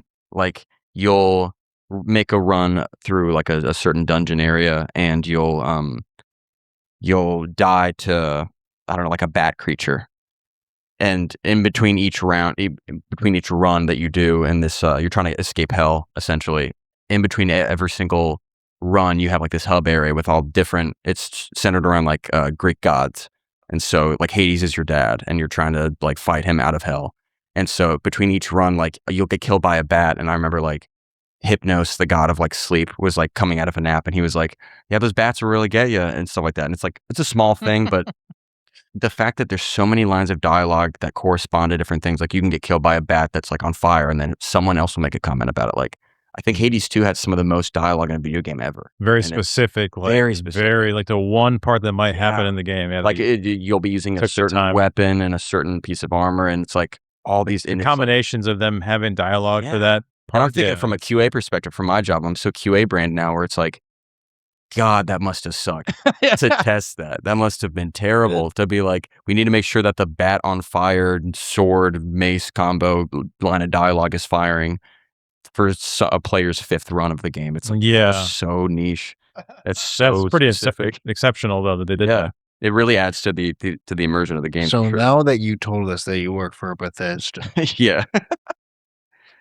What's coming out years? So under the strictest of NDAs. Elder Scrolls. Yeah. Watch the teaser trailer. That came out all of my money. Yeah. These ships. Just let me know. I need to know. Yeah. Sorry. Oh, no, not yet. The strictest of NDAs. Yeah, NDAs, all that. Yeah. But the first game I worked on was Redfall, so that should tell you what I've gone through.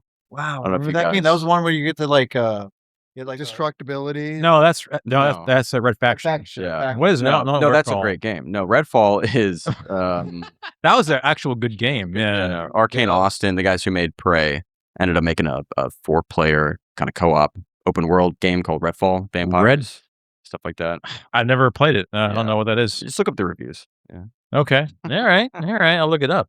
But Interesting. You're gonna have to play that. kind of Vampires. piggybacking off of the first question, I guess, whenever I see a firehouse, I think of Redfall because that's where you start the game. Okay. For 2 years of my life, I was waking up, clocking in at 9, and waking up in a firehouse and finding. Isn't that in it. nuts to think about that? Yeah, Psychologically, it's just we did a tour of a firehouse after the game came out. Just like the QA department, like my friend was running it, and she was like, let's just like go see if we can do a tour of one. And they thought we were joking. And they were like, you guys work on a game that's in a firehouse? Yeah. So the firefighters were like, wait, so you are a bunch of gamers that want to see inside of a fire. No, you're like, yeah. Yeah. I'm like, okay. They really thought it was like the slowest of days for them. There was no fires happening. They were like, just look at anything. It was you like want. hurricane season. Yeah. Like pouring down rain. You're like, okay. Yeah. But yeah, every time It's I see really a firehouse, funny. that's all Are you I allowed think to of. say what game you're working on right now? Well, yeah, it's because it's announced. I'm working on the Blade game from Arcane Leon, so it's Marvel's Blade character. Oh, nice. Yeah. Oh, It's the guys. that made, interesting. The guys that Okay. made Dishonored and. Dishonored was a good game. Those guys are making of course. a good game. Yeah. Very So good, that's what I'm strong on now. game. Yeah. Okay, excellent. All right, man. So you're very vampire focused. Seemingly, my career turns out that way. Yeah. Okay. Have you played V Rising? Yeah. No, Have I you actually heard of it? Oh, dude, yeah, you just jump on that. I know. No, it's I've heard honestly, nothing but I things just about it. can't. The one aspect of that game that literally made it like we both, Carrie and I, at the same time on Discord, were like, oh my God. What was the aspect you're talking about? We walked into our base and we pressed a button and then it put all of our loot Oh my god. Oh, into the Auto into the sort? auto sort. I thought you were going to say like some atmospheric thing. No, no, that's no, enough to functionality. impress me though. I'm sorry, but like I love we that. took the time to put boxes in certain areas and put certain things in certain boxes. Yeah. Keep that thing, and we walk in. All we got to do is we do the requests. We do our things. We come back to the base to relax. Oh my god. We get there and we press a button, and then all of our loot just goes into the correct bins, and we're just like, Yeah. for me, I'll See, Yeah. yes. Thank the QA team that had to test the ins and outs of that. That sounds amazing. It's one of the first games that I've seen that's done that like effectively, Yeah. and some other games have tried to do it, but they just don't do it as well. They sort something that you didn't want out. Yeah, yeah. It's a Before you guys advance in your round of poker, Yeah. I have to push back on that because yes, it's very convenient, but that's the last thing I remember about that game. I remember us both being really happy. Yes. is what I was saying. it's a great quality of but life feature. I would trade that in a heartbeat versus the atmospheric setting or the music Oh, okay. or the shadowing effects or the voice acting or any of those things versus the little convenience of not It's not a little convenience. But you're the wasting one 2 who's minutes of- always organizing. yeah, and I okay, but enjoy the he's mad that OCD-ness his of job is now gone, sorting yeah. shit. Look, the number of games I play with this guy, Yeah. the survival games where we go out and get all of our loot, and the first thing he does, he just shoves all of the loot into Yeah. one box and then That's walks Derek. away. You're gonna get the wrong guy. No. I don't play enough. This is why he doesn't care. Is because of this guy is one Yeah. who's sorting everything. Yeah, Dylan's in the Yeah, chest going, that's why you God pay damn it, who so did much. this?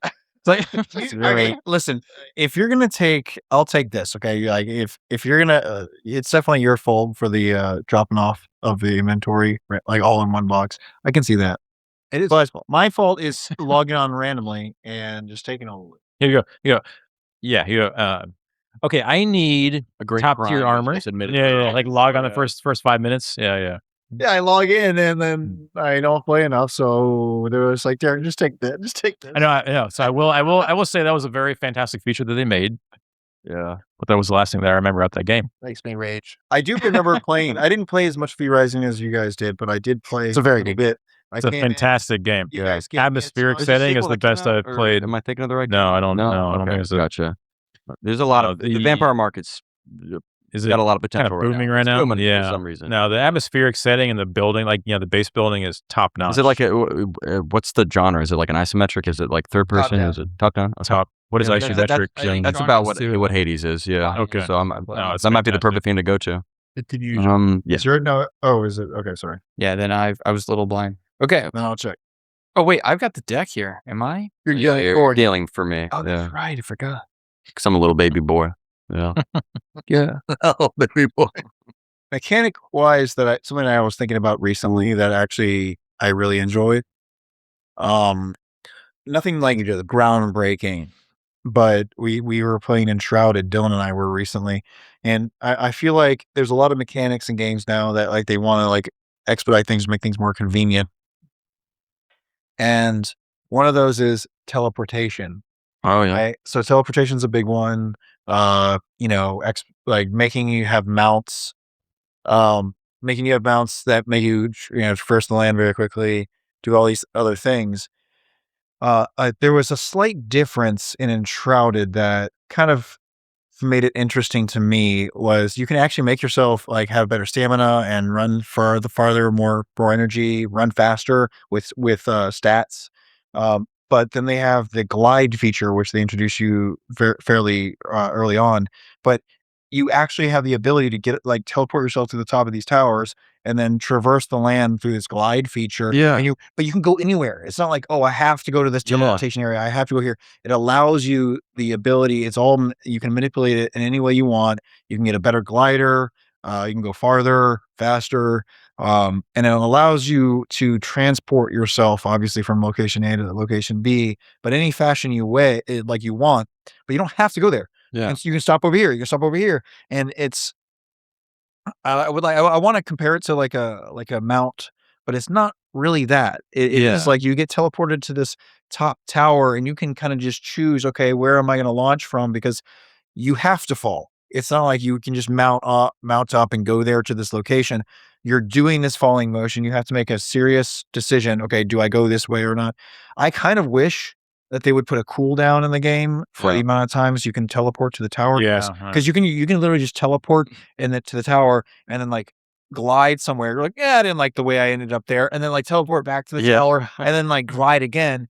I wish it would make it there's a little bit like a cooldown or something. It's very Elden Ring-esque, where it's one of those types of games where you look at something, I see a large tower very far off in the distance, and you can choose. It's open world. You can choose to run there. That's your choice. You're going to run into very, very high level creatures and whatnot, but that's your choice. You're going to die most likely, but it's one of those things. Oh, I want to see that. I'm going to run there. Yeah. And they do a very good job of mixing like Elden Ring-esque open worldness, Zelda, Valheim, crafting. Oh, it's also the world is terraformable. Yeah. You can like dig. You can Minecraft. You Back can to you, Derek. dig and make your own Shaun bases deep into the ground. Yeah. Enshrouded is a slept-on game. Yeah. I've seen the clip of the fast travel system of what you're describing, and I was really interested by that because a lot of times in an open world game like that, the fast travel, as I've gotten older, I've stopped doing it because I feel like I'm missing something. There's so many little hidden things in the world that you want to explore. Here we go. But when I saw that clip from Uncharted, I was like, this is a perfect middle ground of like being able to traverse the world, but also go to something if I want to go to it. And so or a flood, a black screen show up. No, not a flush. No, officially put me there. Yeah, exactly. I think it's a great system. Act of gliding over that land. Yeah. Like I've multiple times we were like, oh, we're gonna go here. Oh, wait, what's that? Mm-hmm. And we just like veer off. We're going, okay, you know, I'm gonna go land there. Little POIs, little points of interest. Oh, I'm just gonna figure this out. What is this? That's great. Whole new. Oh, that's a mine, and you go down to the ground. You're like, what? Yeah, there's like nothing having to tell you about places there unless you actually decided to land right there and then found that cave or something. And it's a game that I wanted to talk to you, Carrie, about, like you getting into if you ever get a chance. It's done. It's on my. I just never invested the time into it. Mm-hmm. So check to use the showdown. This is an I want to see another possible straight here combination. 2, 5, 7. Like everybody kind of went in, but 2, everybody else 3, feels 4. not great about it. Who has a 4 and a 6? Okay, Shaun, you or a 6 and an 8. I think. Or no, it's not a 7, 8. I 9. think we all checked, right? Check. Shaun, That's a hard combination. Check. All right. Wow. Okay, I guess I have to go first. I'm left to dealer. I have 1 pair 5s. Pair of 5s? Yeah. I have, I believe, an ace high. Damn. Really? Damn, dude. Pocket king and ace. Wow. Or queen and ace. Yeah, that's a nice pocket, but damn, nothing. Yeah, that sucks.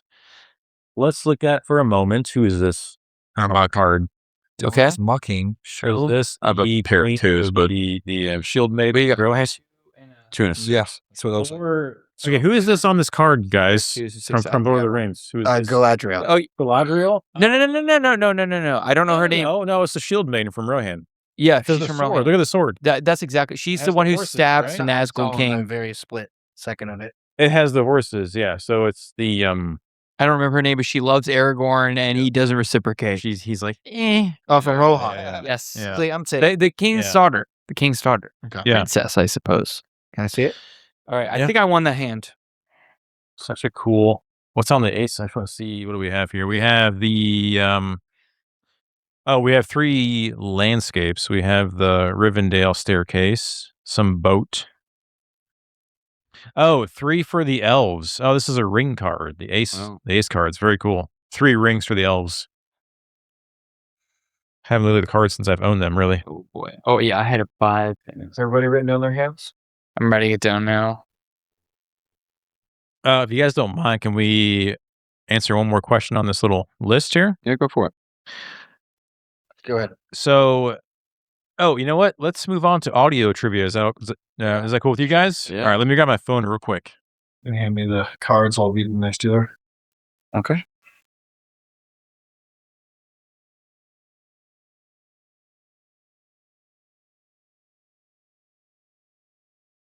Okay, so for this one, I try to make it easier because I recall last time we did this, you guys are like, "Damn, this is really hard." It was hard. Yeah. I had some easy ones intentionally, but these are all games that are pretty, we won't. popular.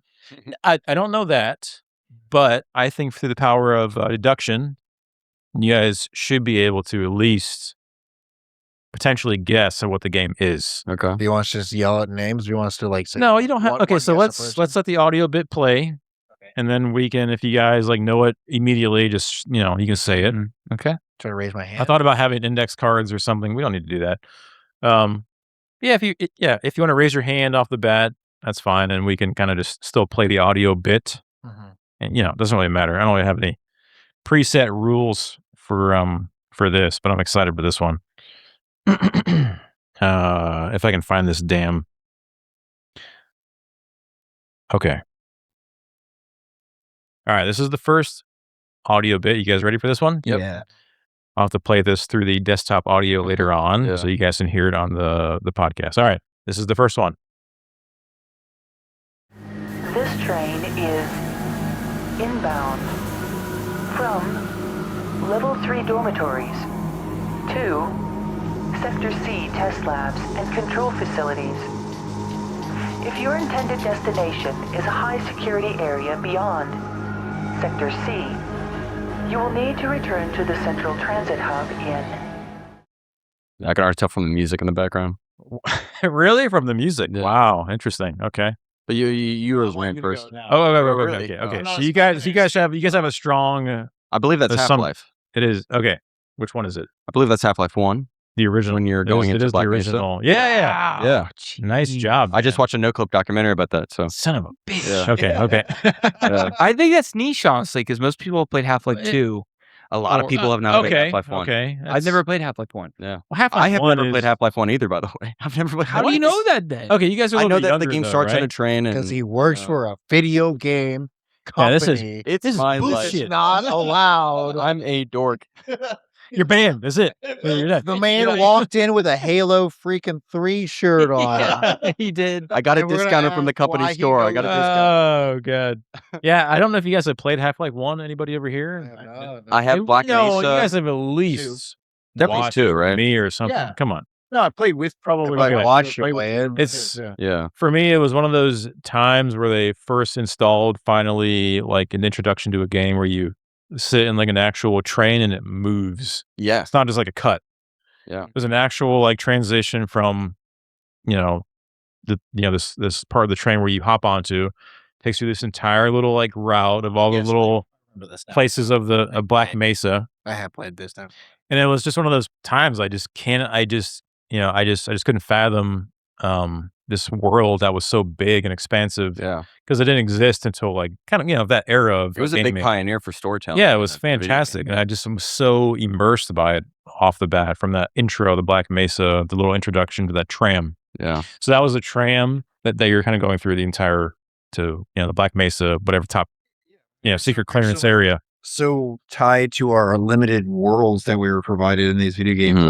like in GoldenEye or something like that. It's just like, It was a cut and then next level, cut, Yeah. next level. Yeah, This was Doom, like you, just you hit the all the way. screen goes this and you see your Yeah. score. It's like And I was Go like, get the full scope of there's no loading screen or there's no cut. Yeah. Yeah, it was just and then just one of those iconic kind of intros to the 2000 whatever it was 2 maybe or 1. I don't know what the year was, I but think Half-Life 2 like 2001, I think. so I was like a late freshman 90s, yeah. or sophomore in high school. real quick, I just want to add to it reminds me of the mechanic. One quick mechanic that like made me super excited, and I still am excited about because they're still developing it. Is the limitation on loading screens, and so that like when you're traversing the world or whatever, and you don't have to deal with stop for a second. Yes. Remember that we were so accustomed to that for so long. EverQuest. EverQuest, yeah. You meet this area, and you like this is, but it pulls you out. It really does. Of course it does, yeah. It pulls you out of the immersion, and the less often you do that. I mean, obviously there's different games that are doing different mechanics, like the planet building games where it's like, you actually going through the clouds, entering a planet is actually a load screen, and it's like, and it's doing the loading. There's always different ways. Squeezing through the wall. Yeah, Big one squeeze these through days. the wall. Yeah, That is a big one.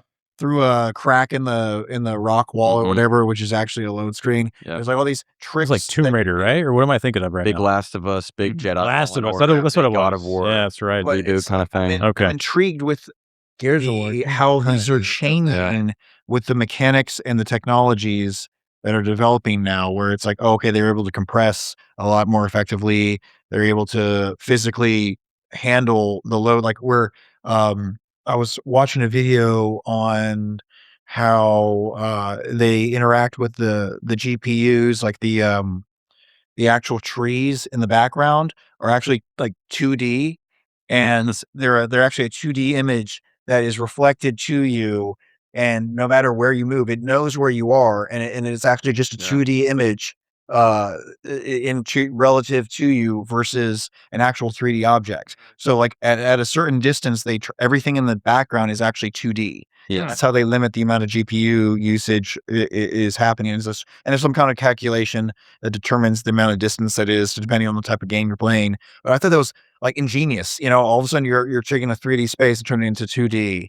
Making so the game doesn't chug all the time, tank performance. And yeah. but awesome. like to me that like is an adding effect that I have been like, oh wow, like it's ingenious the way they're determining the solutions to these scenarios, like load screens are minimizing, and people are just like, think that's like a passing thing. Like, it's huge. Yeah. That is huge. Like, but the amount of technology that's in plot that's going into that is like insane. The ability to limit the amount of fight against your immersion it's a huge thought, that amount of thought and processing that goes into it. And anyway, it's fascinating. Yeah, it's very cool. Behind the scenes stuff you don't really know what's happening until you do your research on it. So much thought. Check to you. Yeah, do your round, guys, and we'll move on to the discussion. So you checked? Yeah, I'm just gonna sit here and drink and watch you guys play. You know, We're all in. Derek, Potter's right. No, we're all. pardon. I'm so sorry. That is so inappropriate, by the way, to say. Potter's right. Derek, your dealer. I can also make this quick, especially now that we're flipping cards, to answer the question for myself. Obviously, the answer to the question, and I've said this on every other podcast episode, is factions multiplayer in The Last of Us. Most people still will play that campaign and never give the multiplayer a try. I still haven't. Yeah, exactly. It's true. And I did. I 4 a.m. last night, and he found a match. I did. Yeah. 2013. I rolled my eyes at the multiplayer for like the first 2 years I owned the game. I was like, I'm not going to play that. What a waste of my time. That's not what this game is about. And then I finally did it, and I never stopped playing it. It's the best multiplayer Last of Us ever. Yes, it is the best multiplayer freaking ever made. Some crazy. Have you told it already? No, I'm in. Okay. I'm in. Does it have questions? Sean bet 50. Yep. Okay. I've seen some people who do some crazy mechanics in that game, like throw a grenade and like flip. And then, like, That's me. You saw me. Yeah. You're the one making the It's videos. me. That's you. You're looking at me. Yeah. And it is cool how they have every fight in that game is always unique. Doesn't matter where you are, what angle you're attacking, like some NPC at. It's always different. Right. If it's against a wall or like a refrigerator with glass, it will break the glass. It's a lot of dynamics. Yeah, it's just going on in incredible. combat. Yeah, it's always different. And then whatever they did with the engine with that is absolutely insane and very unique. And kudos to the Last of Us programmers and developers. Yeah, that first Last of Us game. I remember it. Yeah, it was so good. It's yet to be matched, in my opinion. That's still probably. No, it definitely does. Yeah. Yeah. I agree. I'll tell you, for some reason we're talking about this and zombies in the mind. But one of the best is it me? I checked, and then you checked? Did you? I checked. I'll check as well. All right, you're the dealer there. Okay. So, one mechanic that I think has been super cool is the combat. Wow. Are these straights tonight? What the hell is going on here? No high face cards. Wow. 3, 4, 5. So on the table we have a 3, 5, 10, 9, and 4. So See, Dylan already had a 6 and a 7 earlier. There's no way somebody has that again. Oh Jesus! I was going to do it if you didn't. Thank you. I'm sorry, I'm a teacher, and I also hate. I'm sure you're seeing it every day. I just figured that no one knew about that, and I just. We all know about it. We just don't talk about it. Oh, okay. We don't know what it means, but we know. So far, I was appreciating all of us not bringing it up, but I was, it had to happen. Someone had to break it. Someone had to do it. All right, it's the first time I've ever done that, by the way. I don't believe that. I don't believe it either. 100% true. It's the first time I've ever done that. $2 to do it. Okay, well, good job buying the bug. So I have to push back while you guys are all playing here about the fast travel system in any game. You don't like fast travel? Gotcha. I think it's the destruction of the gaming experience is the fast travel system. And it's this obsession with, overall progression of your character from a game. Like, how fast can you do it using fast travel? 5 is almost a straight, I think. And 3, 4, 5. We live in a world 6 where no one has time anymore, and time isn't as precious. So, or maybe it is more precious because we have a lot of distractions nowadays. So, the fast travel system kind of remedies that in a way. Barely. Great job, dude. What? I barely beat Shaun. 10. We have 2 pair. Nice job, man. But he beat me by Nice 1. job. 2 10s, 2 4s. Somehow. Really think that it's a countermeasure to what has become the fact that we have too many distractions and too many things going on in our own lives that we can't afford to spend 3 hours running to a location. Yeah. And the thing is, EverQuest got away with it because it was the first of its kind. And it gets to a certain point where people are like, okay, we've done this before, or we've done maybe another game that was very similar to EverQuest, let's say, that came out. But it gets to a point where people are like, okay, I don't want to run for an hour and a half. Yeah. And so a lot of these games now, you have a home base. Yep. There, like in EverQuest, you didn't. You put your Hearthstone or however you want to pronounce it, into a certain location. This is where I'm going to be because I'm at this level. I'm in this territory, whatever. A lot of these games are now, this is the home base. I like, I'm building here. I want to return back to this location. And you can't afford to run 5 hours to the farther out part of the map and then run back for these types of like resources. So open world games where they have long distances, I see why they have fast travel. But if you're going to do a territory by territory map, like World of Warcraft or an MMORPG where it's like EverQuest, I understand why they don't necessarily have certain fast travels, because you're going to be in this territory for long sets of time. And Sure. like, you have griffins, or you have some other fast travel, like, a mount, or you have a, this is where I'm going to be for this set period of time. And they have other ways to get from point A to point B, like a subterranean, like subway, or a sailing ship, or something to get from large continents to other. But that's okay. But my point is, every game warrants its own type of travel.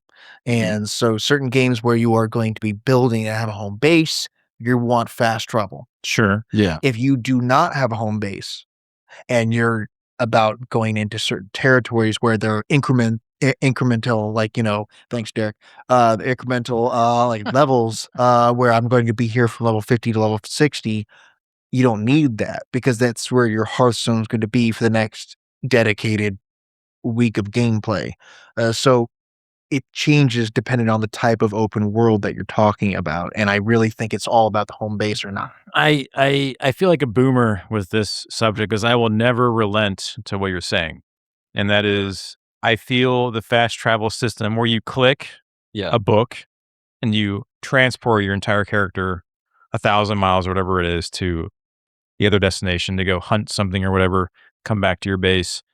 That disconnect, I feel like, is the destruction of the immersion of the gaming industry in general. I agree. Now, having a mount like a horse, sure, that's still it's still immersive. It's a little faster, or a boat, or even a griffin where you're flying a little bit faster and faster. At least you're not just clicking, loading, clicking, and you're saving like an hour or 2 hours. To me, it's something I'll never, until I'm, old age and dying, I would never, stop bitching about. Yeah. That's all. No, I agree. Yeah. I legitimately agree. I think, and it might be the QA brain of like, I think the accessibility of it should be there. The option should be there.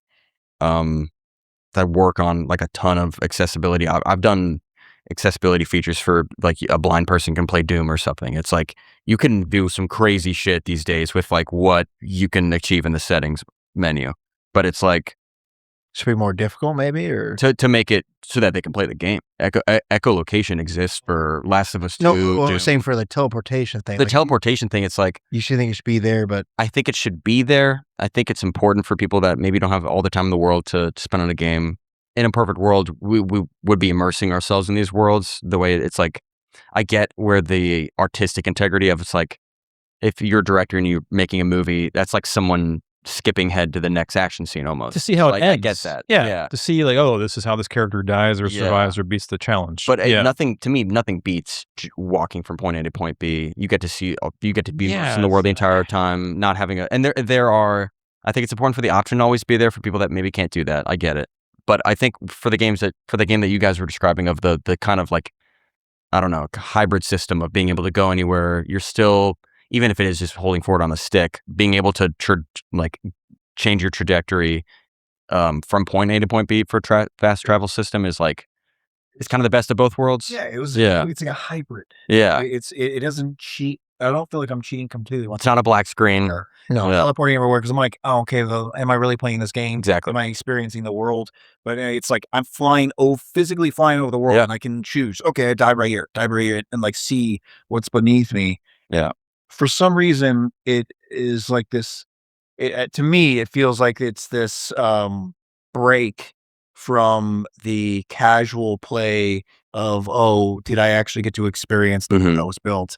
Is like, no, I'm flying and it turned what a lot of people get caught in, even though these games are like shown as 3D, they're really like, it's like a 2D scenario, right? You're trapped on this surface that they built for you, but this allows you to have this 3D element that, oh no, I can go over here. Oh no, I can fly over here. And I thought that was super interesting. So the fast travel would not get you directly from point A to point B, but it would get you part of the way, and then you have a decision. Yeah, you run there, and you have to run a large portion still, but it would still get you past a first, like it would make it faster, but it wouldn't destroy the entire, travel. They create certain towers throughout the map that you get.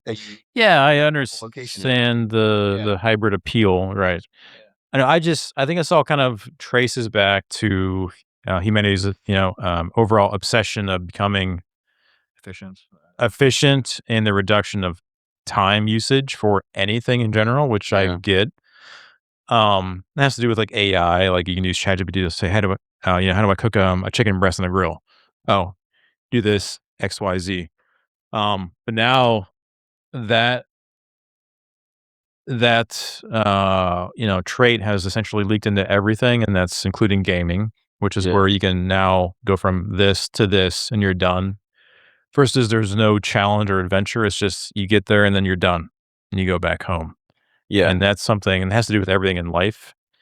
And I just think it's fascinating that we kind of now are obsessed with getting things completed versus the actual challenge of getting there to do it and then being done. That's all. So, yeah, I think it's a symptom of a larger thing at play, just in general. But I think the accessibility of it is important. But I choose whenever I have the opportunity to play a game to not. Yeah, well, of course. I mean, and honestly, if I had a book I could click, I would probably use it because it's there. Sure. If it wasn't there, I think I would still feel more gratified to spend an hour walking from Everfrost Peaks to Kanos Hills to Westport to then Freeport to the desert of like Row. Well, so I think it feels so good. Punishing. You can make it punishing.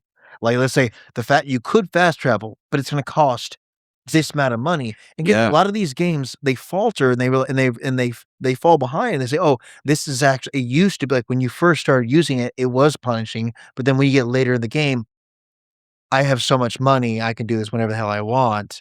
And that's most MMORPGs or most open world games. You realize, oh, I'm not going to do this because it costs so much of my, my income or whatever type of stash I have, versus they should make it punishing every time. The more you use it, it cascades and becomes even more expensive the farther you get into it. That's an interesting concept. Like you have a stone that is like degrading or something like that. And that's you have to buy a new one later. And the thing is, as you get farther in the game, you are making more money. So it is progressively becoming more and more difficult to use. No, it's a good idea. I agree. The thing is, they usually falter. And I can tell you this from a fact, every single fast travel game I've played, it feel like, oh, I don't want to do this. I'm scared to use this at this point if it costs money or whatever. And then as soon as you get further in the game, you're like, nah, done. I don't care. I'll spend the 2 silver for this, or after what was it in EverQuest?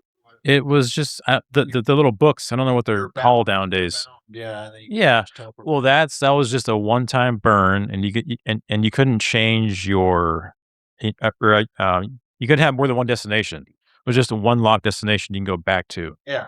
So you couldn't just like bounce here and here and here. It was only one location you could return, and it had a cooldown rate. But I just wonder what would have happened if no one ever invented the fast travel system at all for any game. Yeah. You know, I what I mean? get that. I think about It's a it. very Guarantee fascinating you, thing to I think know about. what would happen. Think about it. The maps would be a lot smaller. Yeah. And sometimes I would I think think for it's the a best. simple answer. Yeah. What? Yeah, that's true. The That's maps true. would not be near with the fast travel system. It allows the maps to be that much larger. Yeah. And without it, like, you can say all you want, but which I agree with, like on an artistic, avenue. Yes, for immersion, I should be able to walk this distance or do this, but not everyone can do that. And they're doing a mass marketing thing. They're not going for the hardcore gamer every single time. So But it allows for larger maps to be created and for more immersion for but casual. a lot of games weren't created at first with fast travel that were that size. Is my point. Mm. So I think the maps are much larger now than they used to be. I will. sure. Pretty confident on However, a lot of games didn't have fast travel originally that now have fast travel to cater towards more. Yes, I agree with that too. I agree with that too. Yeah. You know what It was myself after the fact. Did GTA 5 have fast travel? I don't think it did. don't GTA know 5, you about could GTA 5. in a way, you could fast travel to another character across the map. But as far as I know, that's the only way. But not with your character. You're right. It wasn't a waypoint system like a Ubisoft game or anything. Transported from one character to the If other. you wanted to do Trevor, he would be on the West Coast or something. Yeah. You would go up and go. That was, but as far as I know, that's just kind of the only quasi fast travel mechanic in that game. Yeah, it's a good point. Did you take the airport or I didn't we all call or check rather? Sorry, I will let you guys play, and I haven't bet this. Sean's bet. I'm gonna check. pee soon as I don't have to take. We should all probably do that. Okay. Let's finish this hand and then Okay. we'll go. Yeah. Okay. Yeah, I feel like if GTA potty break. 5 doesn't have fast travel, then GTA 6? but also that. If those don't have fast travel, then you have I checked. Yeah, an argument there. Because that is like the most I know. Yeah. It's a large. It's like the same. Design Again, game. I think GTA 6 is going to be 3 times as bigger than GTA 5. No they said. way. It's going to be one of the largest maps you could possibly do. Is what they're Wow. saying. That's what they're saying. One of the largest. Again, there's no gameplay being shown, Talk but about someone. No gameplay being shown. but I'll give you $100. My potential with GTA 6 because it's kind of exciting. I mean, like they're gonna have their own economy, Mhm. and that's like pretty wild. Like there's been efforts at it, like in like EverQuest, World of Warcraft. You have auction houses, you have economies that are driven, but this is gonna be like a legitimate economy. And I heard that. I mean, he probably can't say anything, but I've heard that it's gonna be able to translate out of the game, and that's like the next step. It's like it's going to be an actual driven economy that they're able to work into the real economy. And I was like, oh man, if that's going to be the case, because they were talking about like people playing the game being able to this to be their job. Yeah, I know what you're talking about. And I was like, what? Yeah. Because they want people, because right now you have to think about that, right? Like right now there's a fight between I treat this as something that is just purely, I do on my off time, or something that entertains me and it pulls me away from the real world job that I have to have. Well, if this actually has the ability to start to sustain me, Yeah. why would I leave? Or why would I stop? Welcome to streaming. That's And so that's some Second Life. Yeah, we've all talked about like Second Life. We've all heard about like the whole VR thing where it's like, okay, we're gonna start eventually. That's the way it's gonna go. Virtual reality. We put on this headset. We log in, and these people are just like frail and like not sustaining their physical bodies in the real world. It sounds like surrogate. Yeah. So not much different from Derek right now. Yeah. Okay, it's like Sword Art Online's kind of stuff, like the anime. Yeah. But I mean, if you're gonna start bridging the gap of being able to like sustain yourself in the real world through this, that's pretty crazy. I mean, people are already doing Twitch streaming. We gotta raise it. We have to. Why don't we have Tommy in the game? 2 reds? $1. $1 to you, Derek. We have to. I mean, if anyone is going to do it, it's Rockstar. They can make. Yeah. They could sell you. What's he doing? What's he got? They could sell you a dead chicken. Derek Bell goes all in. Oh my god. Oh snap. We're not even on the last. We're talking third person right now. We're talking third. Why do we do That's how that? far along. How we much are. is that, Derek? $1, $2, 3 cents. How am I doing this for you? Because you're opposite. 1, 2, 3, 4, 50. $4.50. Okay. And you put $1. I did. I'll just raise it obviously to 450 when it comes back around, unless you do You don't something have to crazy. announce that though, because you. Well, no, I mean just because I'm going to stay in, unless you. That's how much confidence he has, Don. Wow. Are you going to be the person that folds, and someone else is that confident? Dang. So I have to match you, which was 450. If you want to stay in, 450. 450. Each one of these is $1. Mm-hmm. That's correct. Mama didn't raise no bitch. Whoa. Whoa. 3. All right. By the way, this is what's called subtle gameplay or game theory. I saw him fiddling with his chips, and then he also, it's not subtle, he actually declared he was going to do it anyway. He just told you. So I knew 2 other players were going to call him, so I was looking for an outside something, and I'm not going to risk it when there's 3 people betting already. So Yeah. I know if anybody knows to play poker, they're like, "Shut up, stop talking." This but is at for the same me. time, This is for me. this is for Sean. Yeah. Another And I didn't possible listen, straight. 'cause I also. My God. Yeah. Ooh. Yes. Yeah.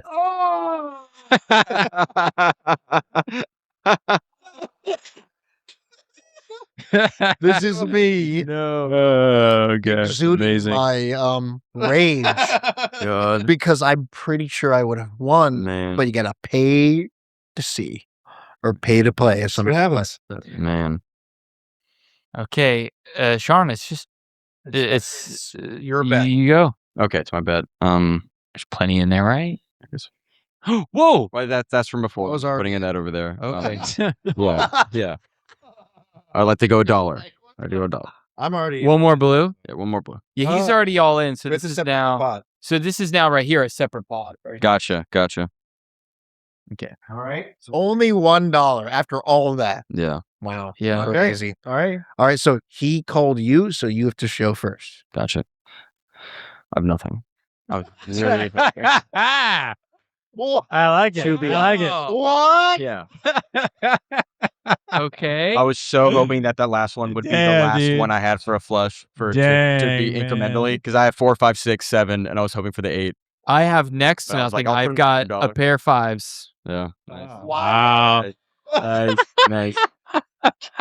I have a straight. There you go. Dang, man. Another straight. 4, 5, 6, There 7. it is. Jeez. What do I have? And then Here we go. I get this. Queen high flush. I get your $1, Shaun, Yeah, right? yeah. Because I'm second place. The straights tonight. My God. Sorry, king high dude. flush. And I pulled I it. made $1. I made. Well, it didn't come $1. down until the queen came down. So, with 3, look, Carrie, Yeah, 3 people were betting multiple dollars. I know. I was like, "There's no way they'd go." None of them, nothing, nothing, basically nothing. Yeah. Yeah. I the way you put your cards down. I have nothing. Yeah. Crazy. Yeah. Pretty wild. Pretty wild. I love it. So who won this round, by the way? He won the. You won the round. He won his. I won the tiny pot. Got $1 out of it. So I was just dealer. So now it's Shaun, and I think Shaun. I think you know how to do it at this point. Do I? Yeah. Do I? So yeah, you've seen enough of it. You know what you're doing. I haven't been paying attention. What's I supposed to be doing here? The guy who's still in.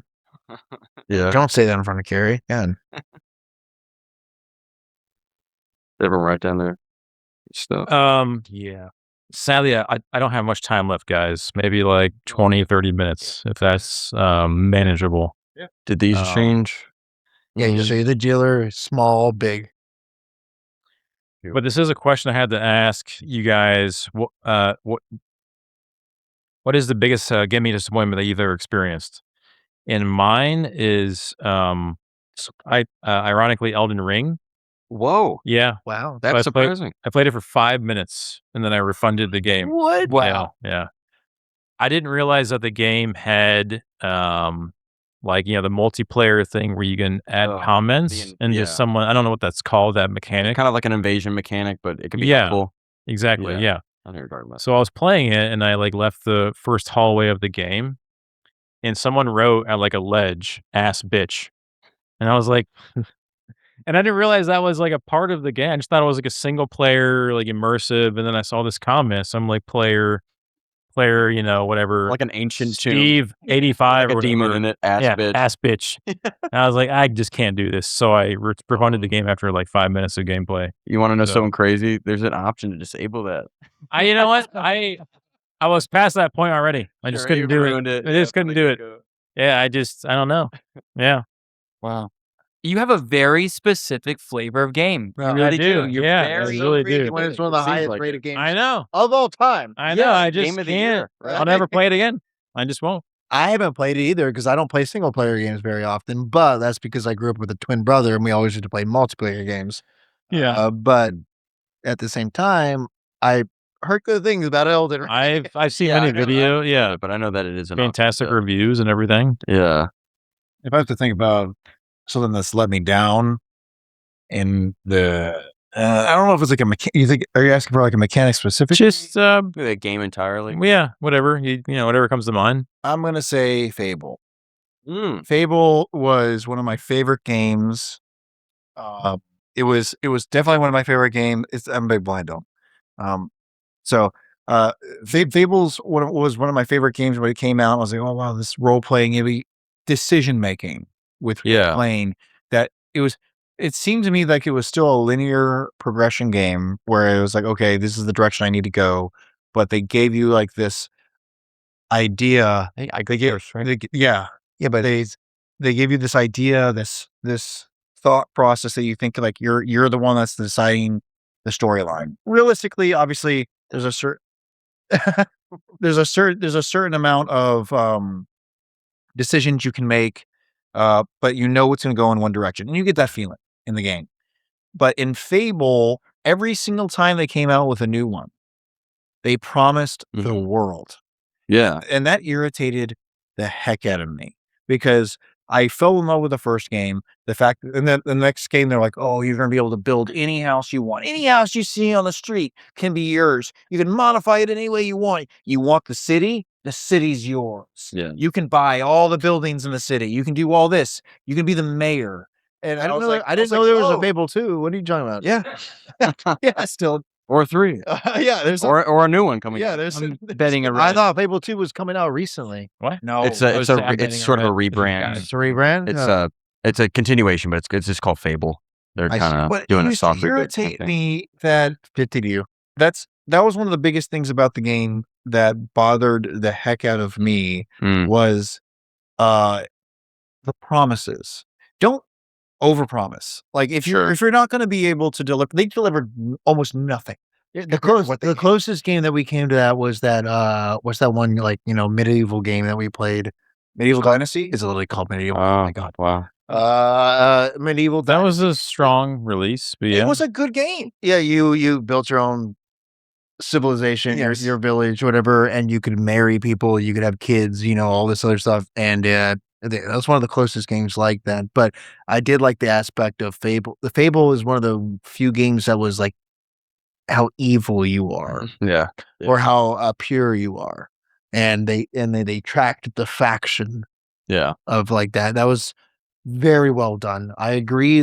They fell short on the hey, I can buy whatever building I want, or own this entire city. But they were one of the best games for every action you did. Yeah, I mean that's Had their consequences. bread and butter. Yeah. So that was So your point is from Fable 1 to even Fable 2, not even close to what you were expecting in terms of advancements in either gameplay or storytelling or. Yeah, well, so don't get me wrong. I think still Fable 2 was fun. I Okay, mean, yeah, it was fun. but- It was a fun game. I think, but don't tell the audience. Sure.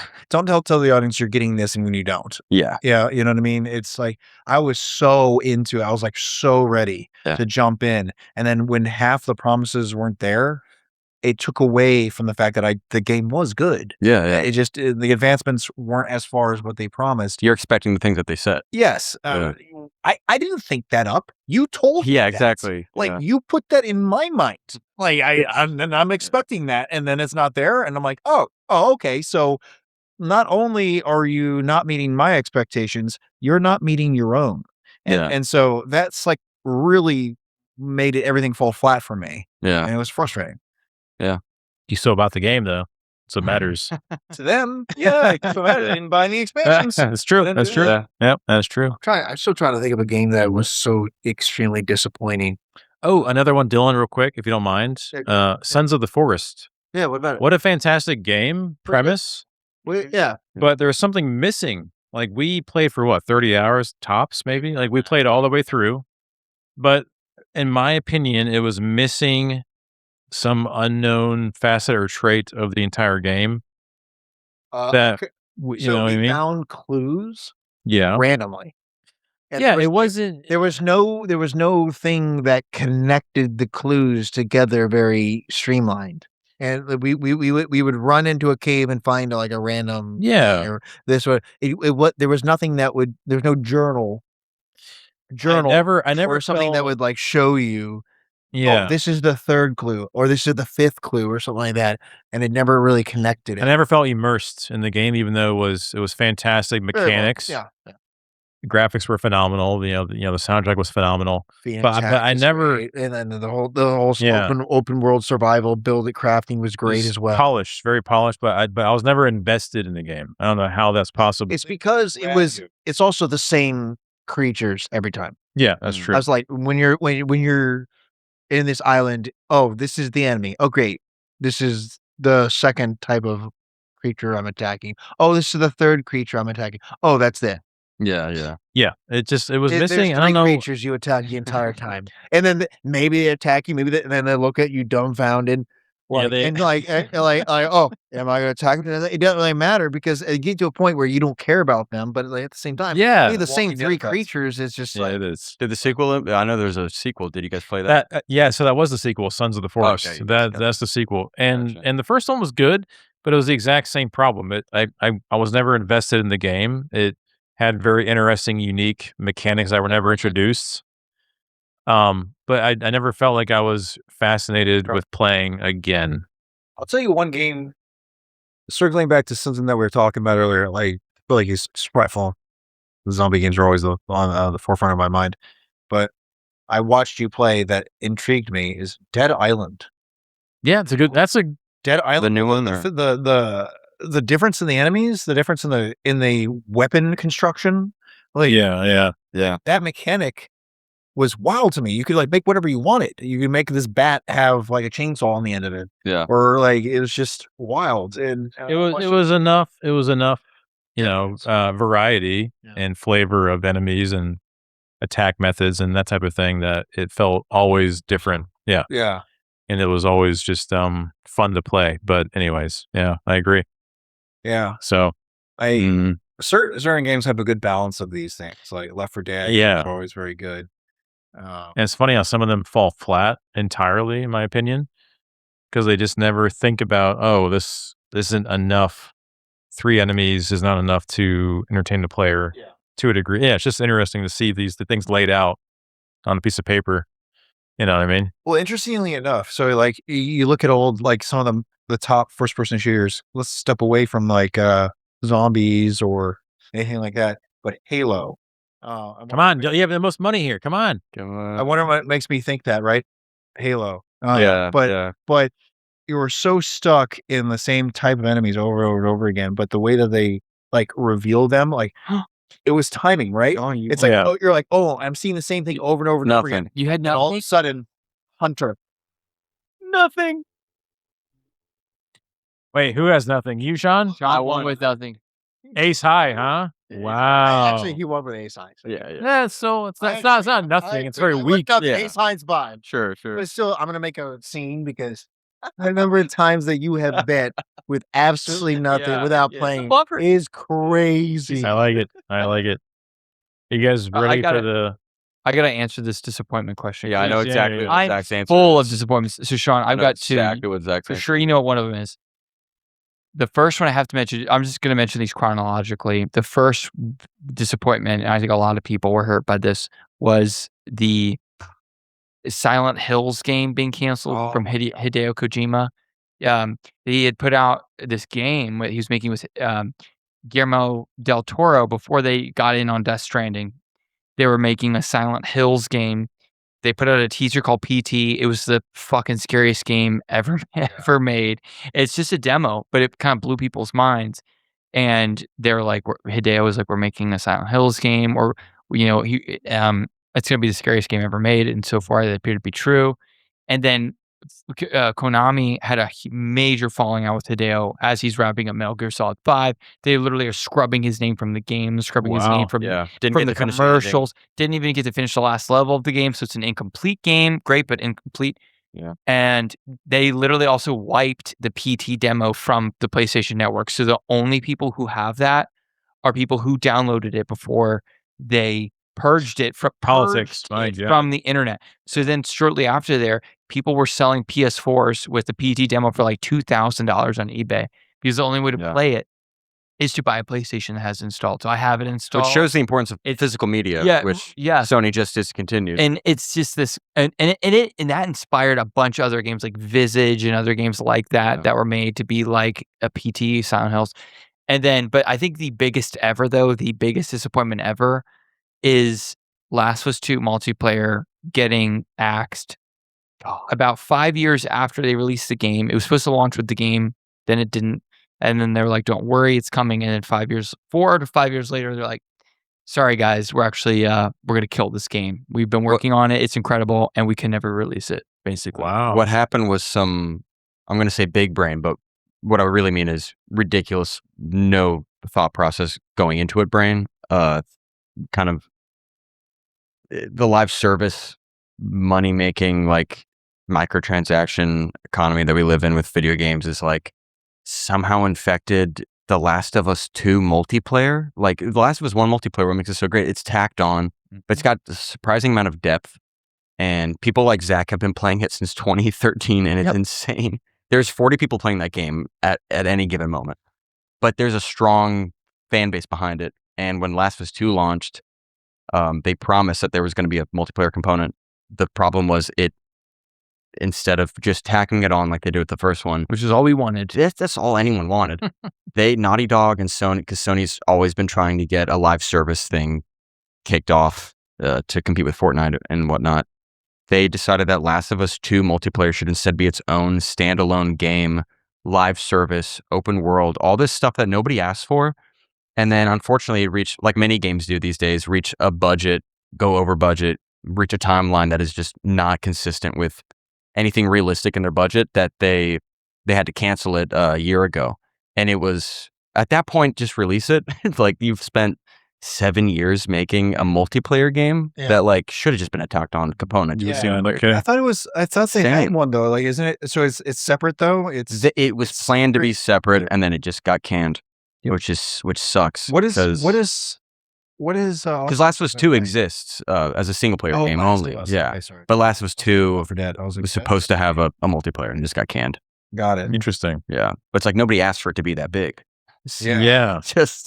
Just downsize it and send it out. You know what?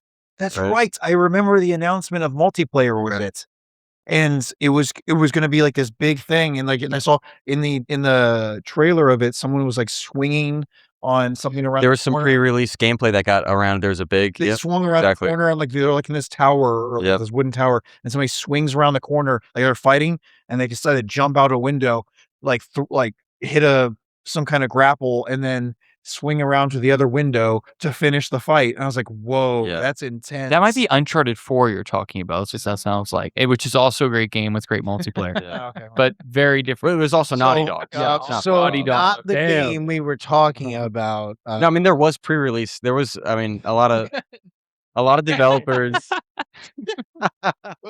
Derek, close enough. It's like the same game. Yeah. No, it's the same developer. It's literally close enough. Derek, I know you're talking about a lot of scientific stuff, but if you're not in a lab coat, if I look to the right and you're not in a lab coat, nothing. No, there was a lot of pre-release gameplay that got like leaked by some of the devs from that game, because they were like, dude, I've been working on this game for 5 years of my life. Yeah. Like, fuck you guys. I'm releasing some stuff from this. Like, that sucks to see. Like, when no one asked for the game to be that big, but if it was already that far along, just release it. But I guess Sony dictated that it was more worth it to not, maybe a tax write-off. that's a big thing that everyone's doing these days with stuff like this. All right, you guys ready for the second audio? This one's, I think, also pretty easy. Okay. Very quick. You ready? Okay. Are we allowed to say it, or we raise? I mean, it's unfair for me. Okay. Yeah, damn it. Bill, he got it first. No. It's unfair. You go. Can I say it? Sure. Second, Skyrim. Yeah. Okay. All right. You have it That on was Switch very 2? easy. Yeah, we just released it. This Wait, one, I what? think. Do you have it on Switch 2? We just released it. No, I do not have Switch 2. It's on your Samsung fridge. You can play it. Now, the next episode will be more challenging because these are obviously way too easy. Okay, here's the next one. I'm happy I got one. I'm Here's the next one.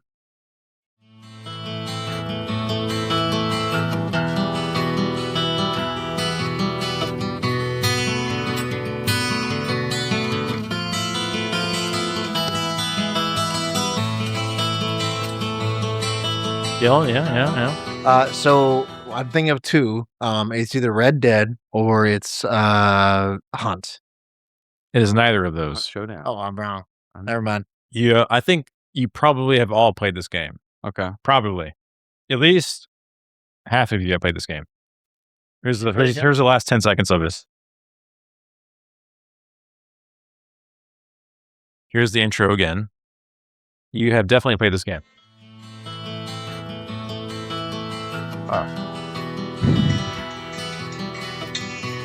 Is this the game where we play as a dwarf and we're in like could be Left 4 Dead, could be Left 4 Dead, but This is a very iconic game. It's either Left 4 Dead or Everyone's Last of Us played. 1 or something. okay. But No, Only no one. comes to mind is Left 4 Dead 2, but I do Not not Left 4 get Dead 2. that. That's what I was thinking. are we hot or are we cold? You're cold. Can we get a clue so we can? Okay, fine. Genre. Fantasy. Let me think of something that's not obvious. Man, it's got to be a Blizzard, right? I think it's Blizzard. I think so. Blizzard.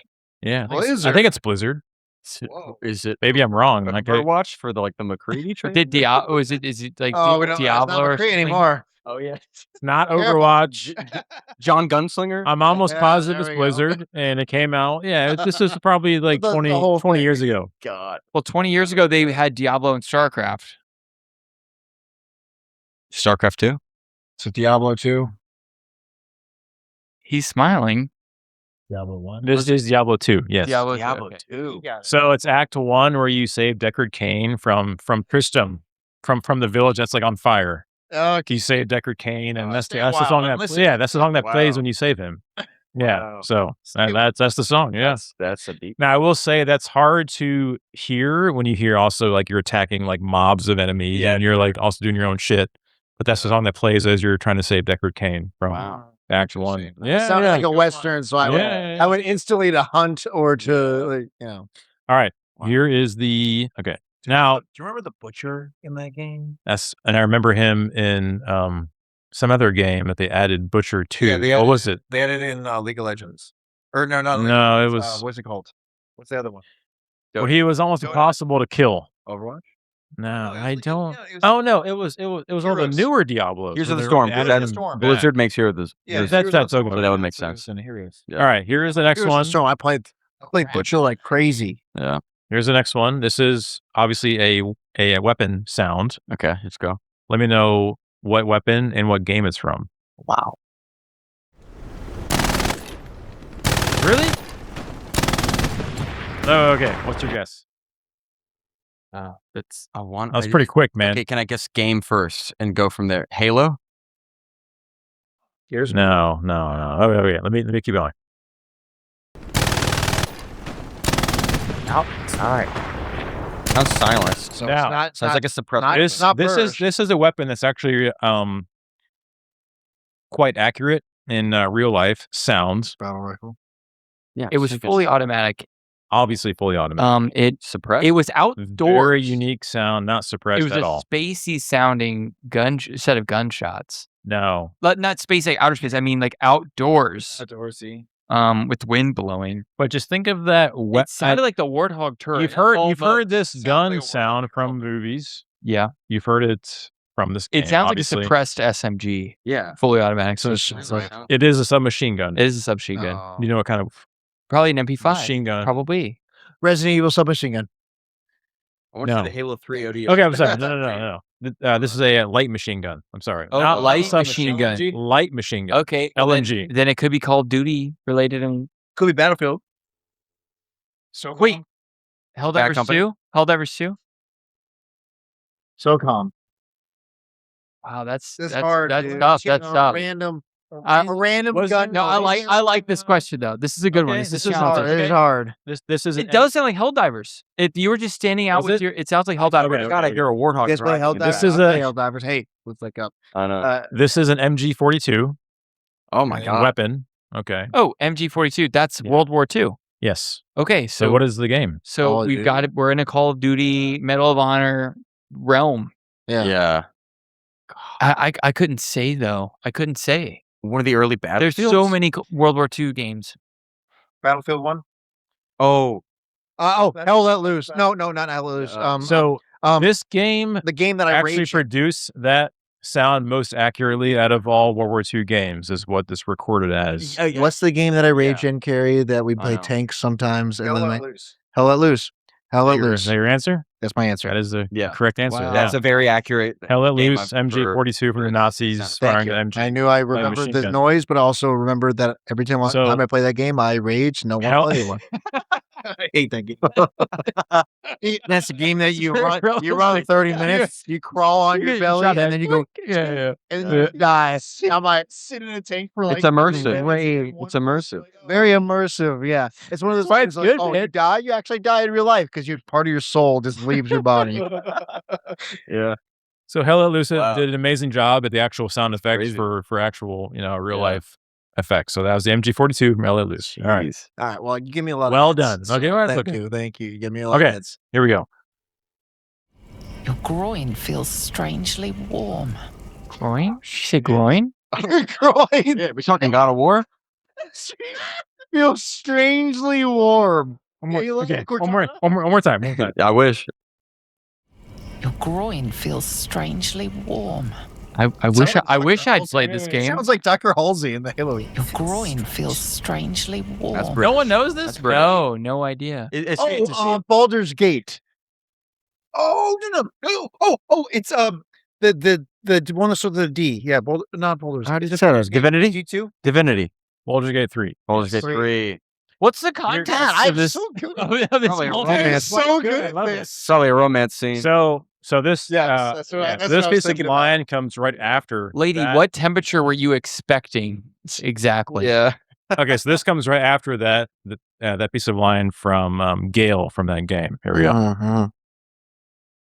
You licked a dead spider. Dead spider. You licked it. That is something that happened.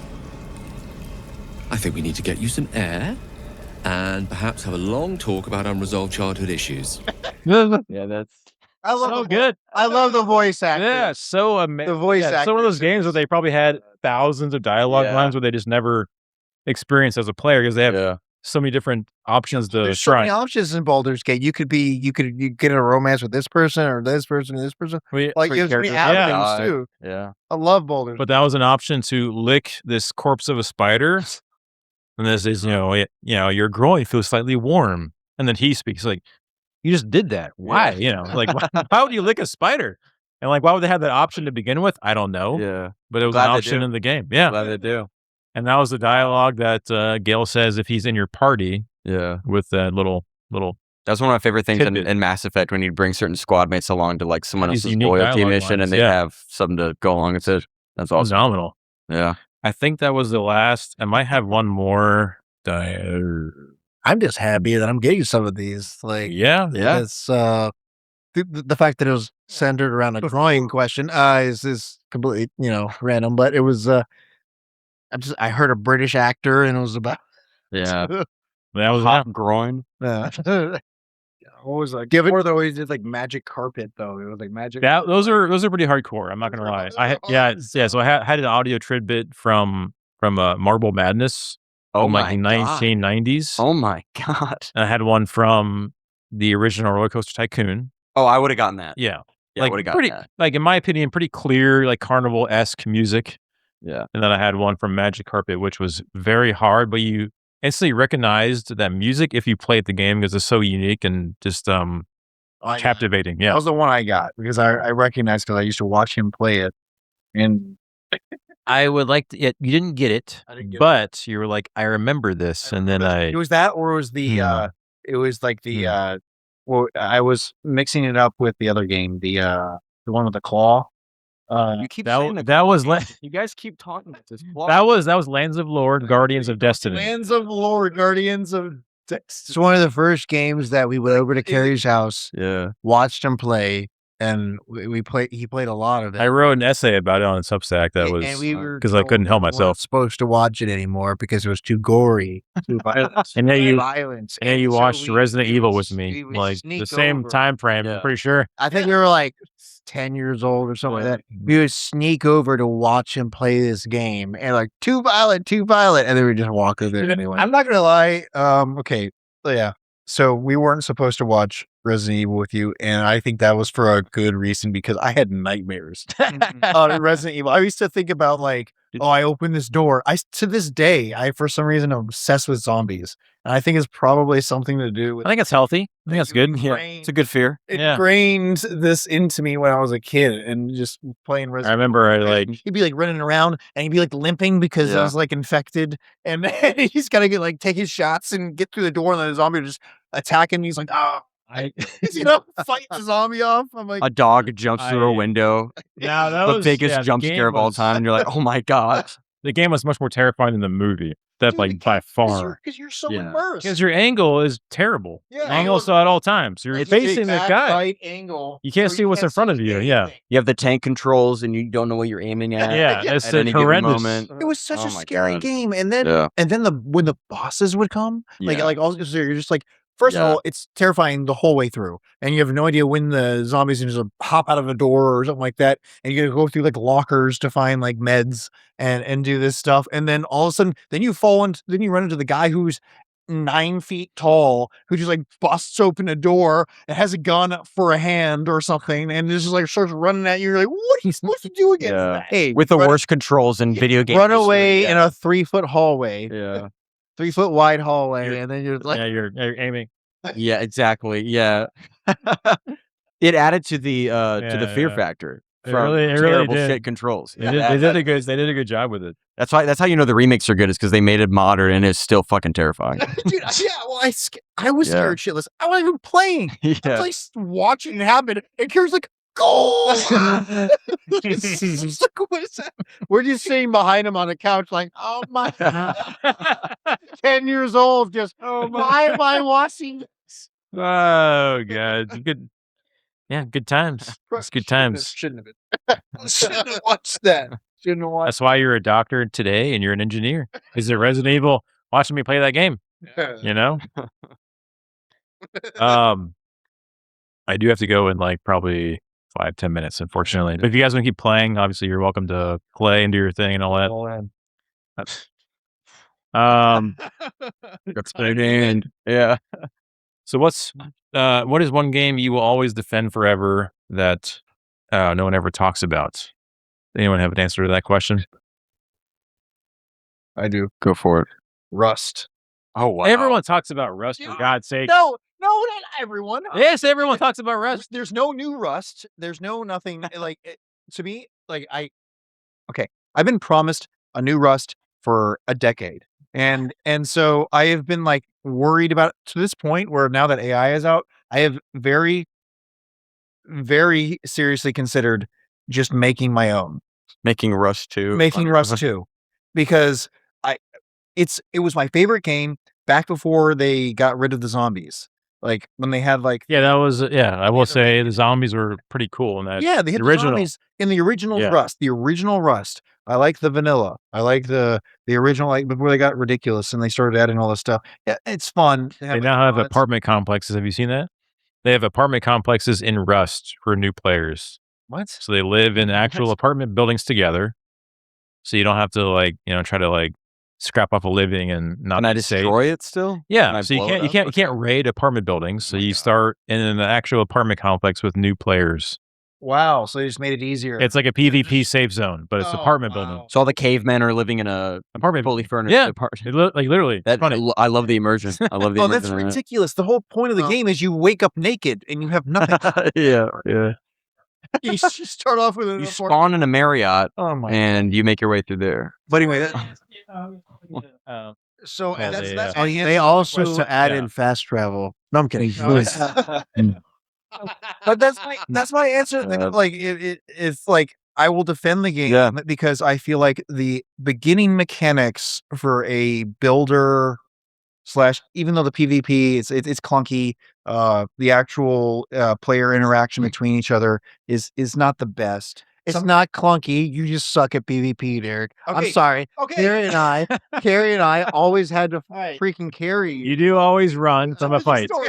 He told these stories. All right, it's podcast. We don't need to. Oh, we did. Okay. You're spawning into the server and you're taking all their stuff from the chest. I've already heard you say I'm it. scared. I don't want to lose it, Yeah. and then I run away Yeah. in the middle of a fight, and they get upset with me. I know what kind of man you are. I know. Right? Immersed. That's what I am. Invested is a better. Yeah. Anyway, so the reason why I say this is like I feel like the core part of the game, the mechanics, the idea of the original build of the vanilla Rust was almost perfect. Obviously, graphics weren't there, mechanics weren't the best when it came to like the engine, but the idea of it was super solid. And then when they got rid of the zombies, I was really pissed off because they gave away a different mechanic of the game that I thought was like brilliant. Like they could actually come at you whenever or whatever, or like traversing the land or whatever was actually dangerous. And besides just other humans, or I had to get rid of Daisy, but no, but I don't. It's anyway. I thought that at the time, the building of that game and the inventory control and having to like hoard and then defend it against other people was just a brilliant mix of multiple types of games, and built this idea that is like, oh wow, what do I do? What would I do in this kind of scenario? Like I'm investing 15 hours into building this base, collecting these materials, and then someone comes knocking and they're like, hey, what's going on, neighbor? You're like, wait, is this guy good? Is this guy like bad? And like, it's the first experience you have where like, wait, I don't trust that person. Like they could totally screw you over. They could screw me over and take everything that I have. And that kind of like mentality was wild. And I was like, whoa, wait a minute. I don't trust my neighbor. Yeah. And that's why Prox Chat needs to stay in every game ever. Yes. Prox Chat is an unsung hero of immersion and fucking hilarious moments. Yeah. Hilarious moments. Yeah. So amazing. To me, I feel like that game had so much potential to evolve and just build off of its core vanilla values and turn into its version 2. And it never did. Yeah. It never did. It hasn't yet. And it pisses me off. It never will. In your perspective, it never will. I hope it will, because like it literally, if I think about all games, in my opinion, I feel like it could easily morph into the perfect game. Wow.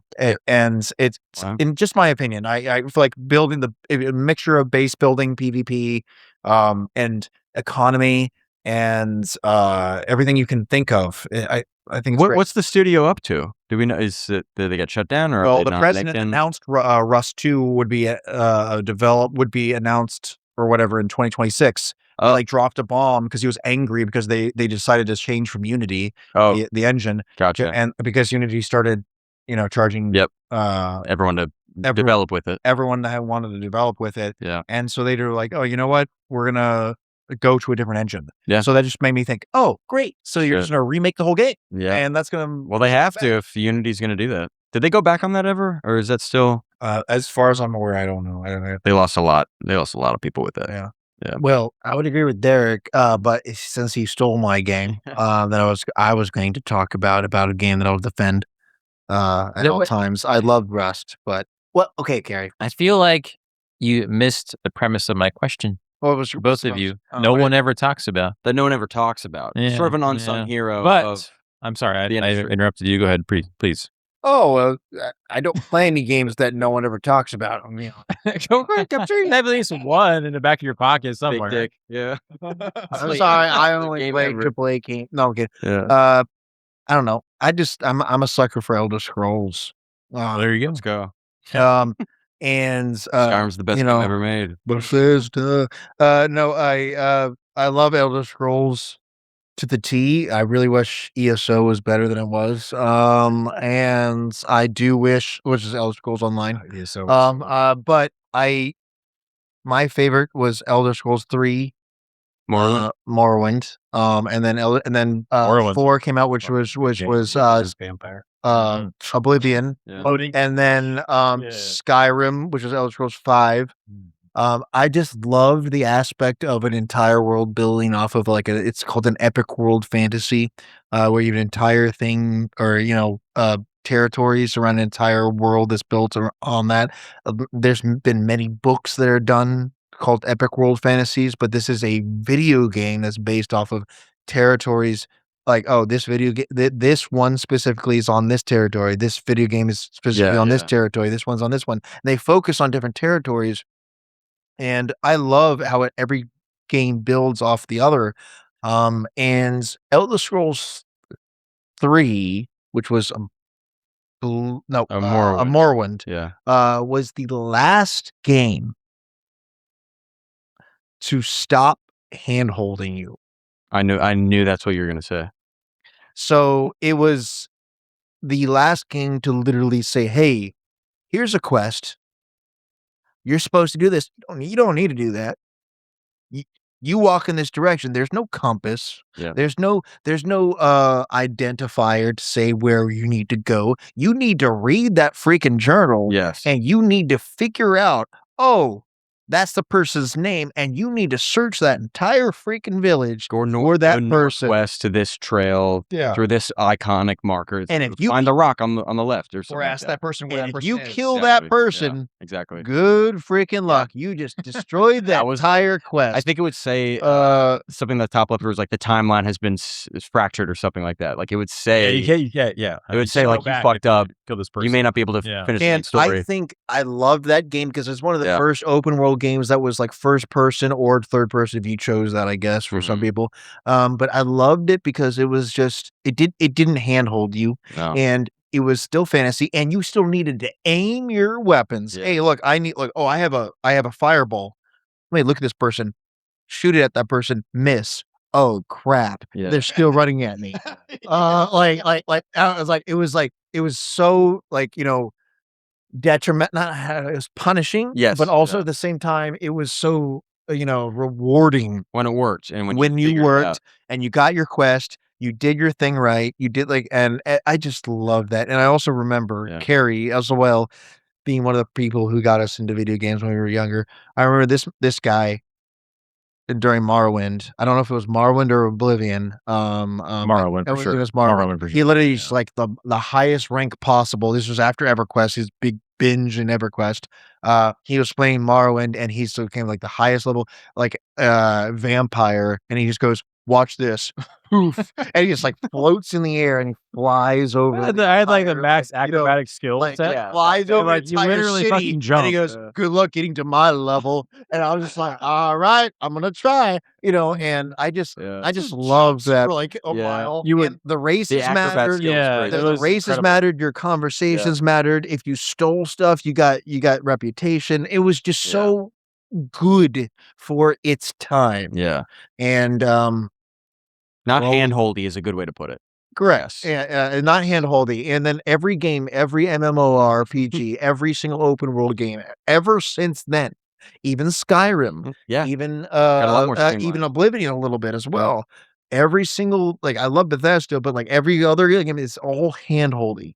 And it's I'll accept a quest and the compass tells me exactly where to go. I don't need to read the quest. I don't need to know the journal. There's essential NPCs. I can't kill them. Yeah, exactly. So that helps you always my ability skip the to dialogue. progress it, but it hurts my I will immersion. defend Elder Scrolls 3 to the day I die. I agree. This all traces back to the fast travel system in EverQuest. Same. All right. So what about you?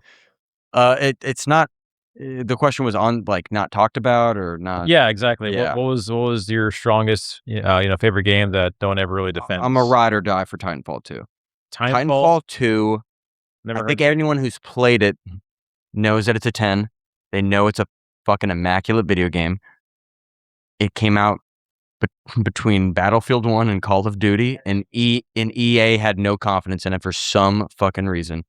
That game's single. So when Titanfall 1 came out as a launch title for Xbox One, it was a big deal. Mechs, kind of Call of Duty, kind of you get to wall run. It's more acrobatic. It's a good game. It was a good test run, in my opinion. I'm gonna look it up. Campaign is, they did a kind of quasi like hybrid like multiplayer campaign. So it wasn't a single player thing. You'd play a multiplayer match, but there'd be like a guy talking to you about lore. So it wasn't great. Titanfall 2 came out. They were like, okay, no, people want the multiplayer. We'll keep that separate. And they want a single player that's tight. Now the single player is like 5 hours long. It's nothing insanely long, but damn, if it isn't, every single level is curated for either a mechanic or a story beat that is just milked to its absolute potential. Like it is so tight and it's so rewarding to play through that campaign, and the mechanics that they introduce in each level. There's sort of like a theme for each level, and it's so awesome to play through. And the multiplayer is also like amazing, very seamless between balancing a mech, a giant robot that you get to control, and then like a kind of like a guy with like the same health as like a Call of Duty player is a very hard thing to balance. And I think we take that for granted. That game got it nailed. And you have different classes of mechs that you get to use. You have different classes of like pilots, the people who use the mechs. And it was amazing. And it sort of flopped because the EA just released it between Battlefield and Call of Duty, and it just timing and marketing. Kind of went underway. Yeah, marketing budget wasn't great, but like in every single way, it was better than the first one, and it was better than any other first-person shooter on the market around that time, and it fucking killed. You can get that game for $5 or less. I'll look it up for sure tonight. Platform. Titanfall. Okay. This is Titanfall 2. Titanfall 2 It's fantastic. Titanfall 2, the single player, it's a amazing romp. 5 hours, doesn't ask too much of you. Play it. I never played the single player, but I did play Titanfall 2. Yeah. Multiplayer. It was great. I played it for a week. Yeah. Then guess what? It came out, Battlefield. Battlefield was the one that came out there, and everyone transitioned into Battlefield. And I was like, oh, okay, I guess I'll play this now. Because Is this the first one that you could do wall jump or something like that? Well, you could do all the things that you can do in Titanfall 2. It's just Titanfall 2 really just made everything better. Okay. But in the grand scheme of marketing, Titanfall 1 had a way bigger push. It was a launch title for the Xbox One. It was a big deal. But like, it's almost like they forgot to market Titanfall 2. It was really strange. But that game you can get for $5. Play the single player. I will. Seriously, play it. It's awesome. All right. Anything for you, Zach? Yeah, I'm going to take some arrows for this one. There you go. It's honestly I think a universally hated game.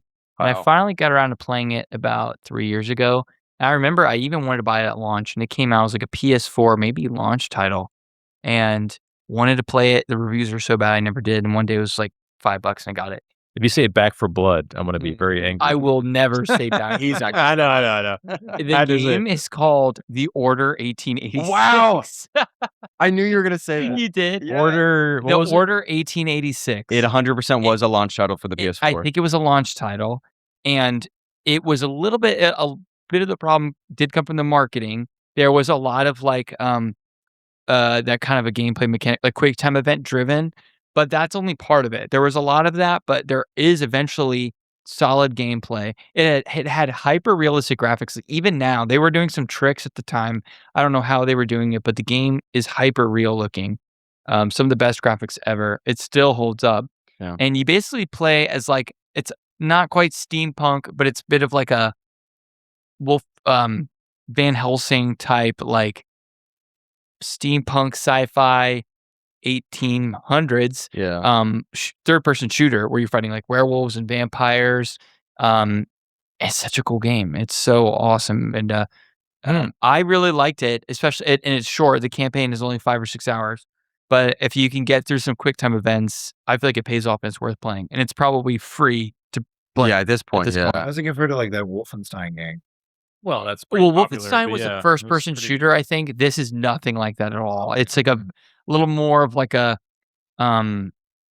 it's supposed to be more of like a highbrow kind of heady kind of a game. More story driven. Cinematic approach than the gamer's game. Extremely cinematic, hyper realistic, with some third person shooter mechanics, but those are obviously a bit of an afterthought in the game, but it is in there.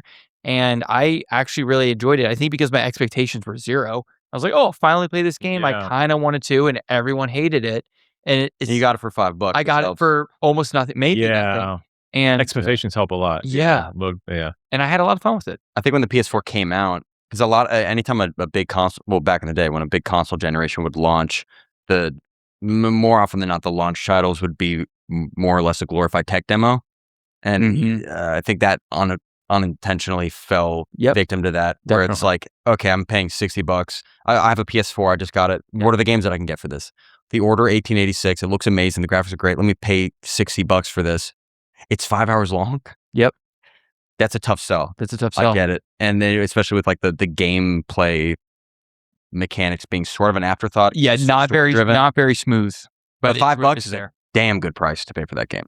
Yeah, I agree. That game is for $5. Knock yourself out. That game is amazing for honestly probably $30 right now. It's a good. That's a good price. Order 1886. He's ordering it right now. That's how convincing you are. Yeah, you guys are both play Titanfall 2. I'm the biggest shield for that game. I have to go, guys. I'm so sorry. My baby is upset at home. Yep. But I appreciate you guys for being on. You want to keep playing? Of course, help yourself until someone has taken everyone else's money. Derek's also got to go home. Yeah. He's got to work tomorrow morning. So I got to be at work at 7 a.m. tomorrow. Yeah. You guys do your thing for your chips. Water. Wow. Yeah. Godspeed, gentlemen. But I appreciate you guys for being on. I really appreciate it. It's been a lot of fun. So Titanfall 2 and Order 1886. Yep. I think that's the year of the game. At this point, you can play both of those games on Steam. I think they transitioned. Sure. They did a PC launch for Order 1886. Rust 2 when I make it. Ah, for God's sake. When you make it. You gonna do it in Unity? You want to pay? No. Your groin feels strangely warm.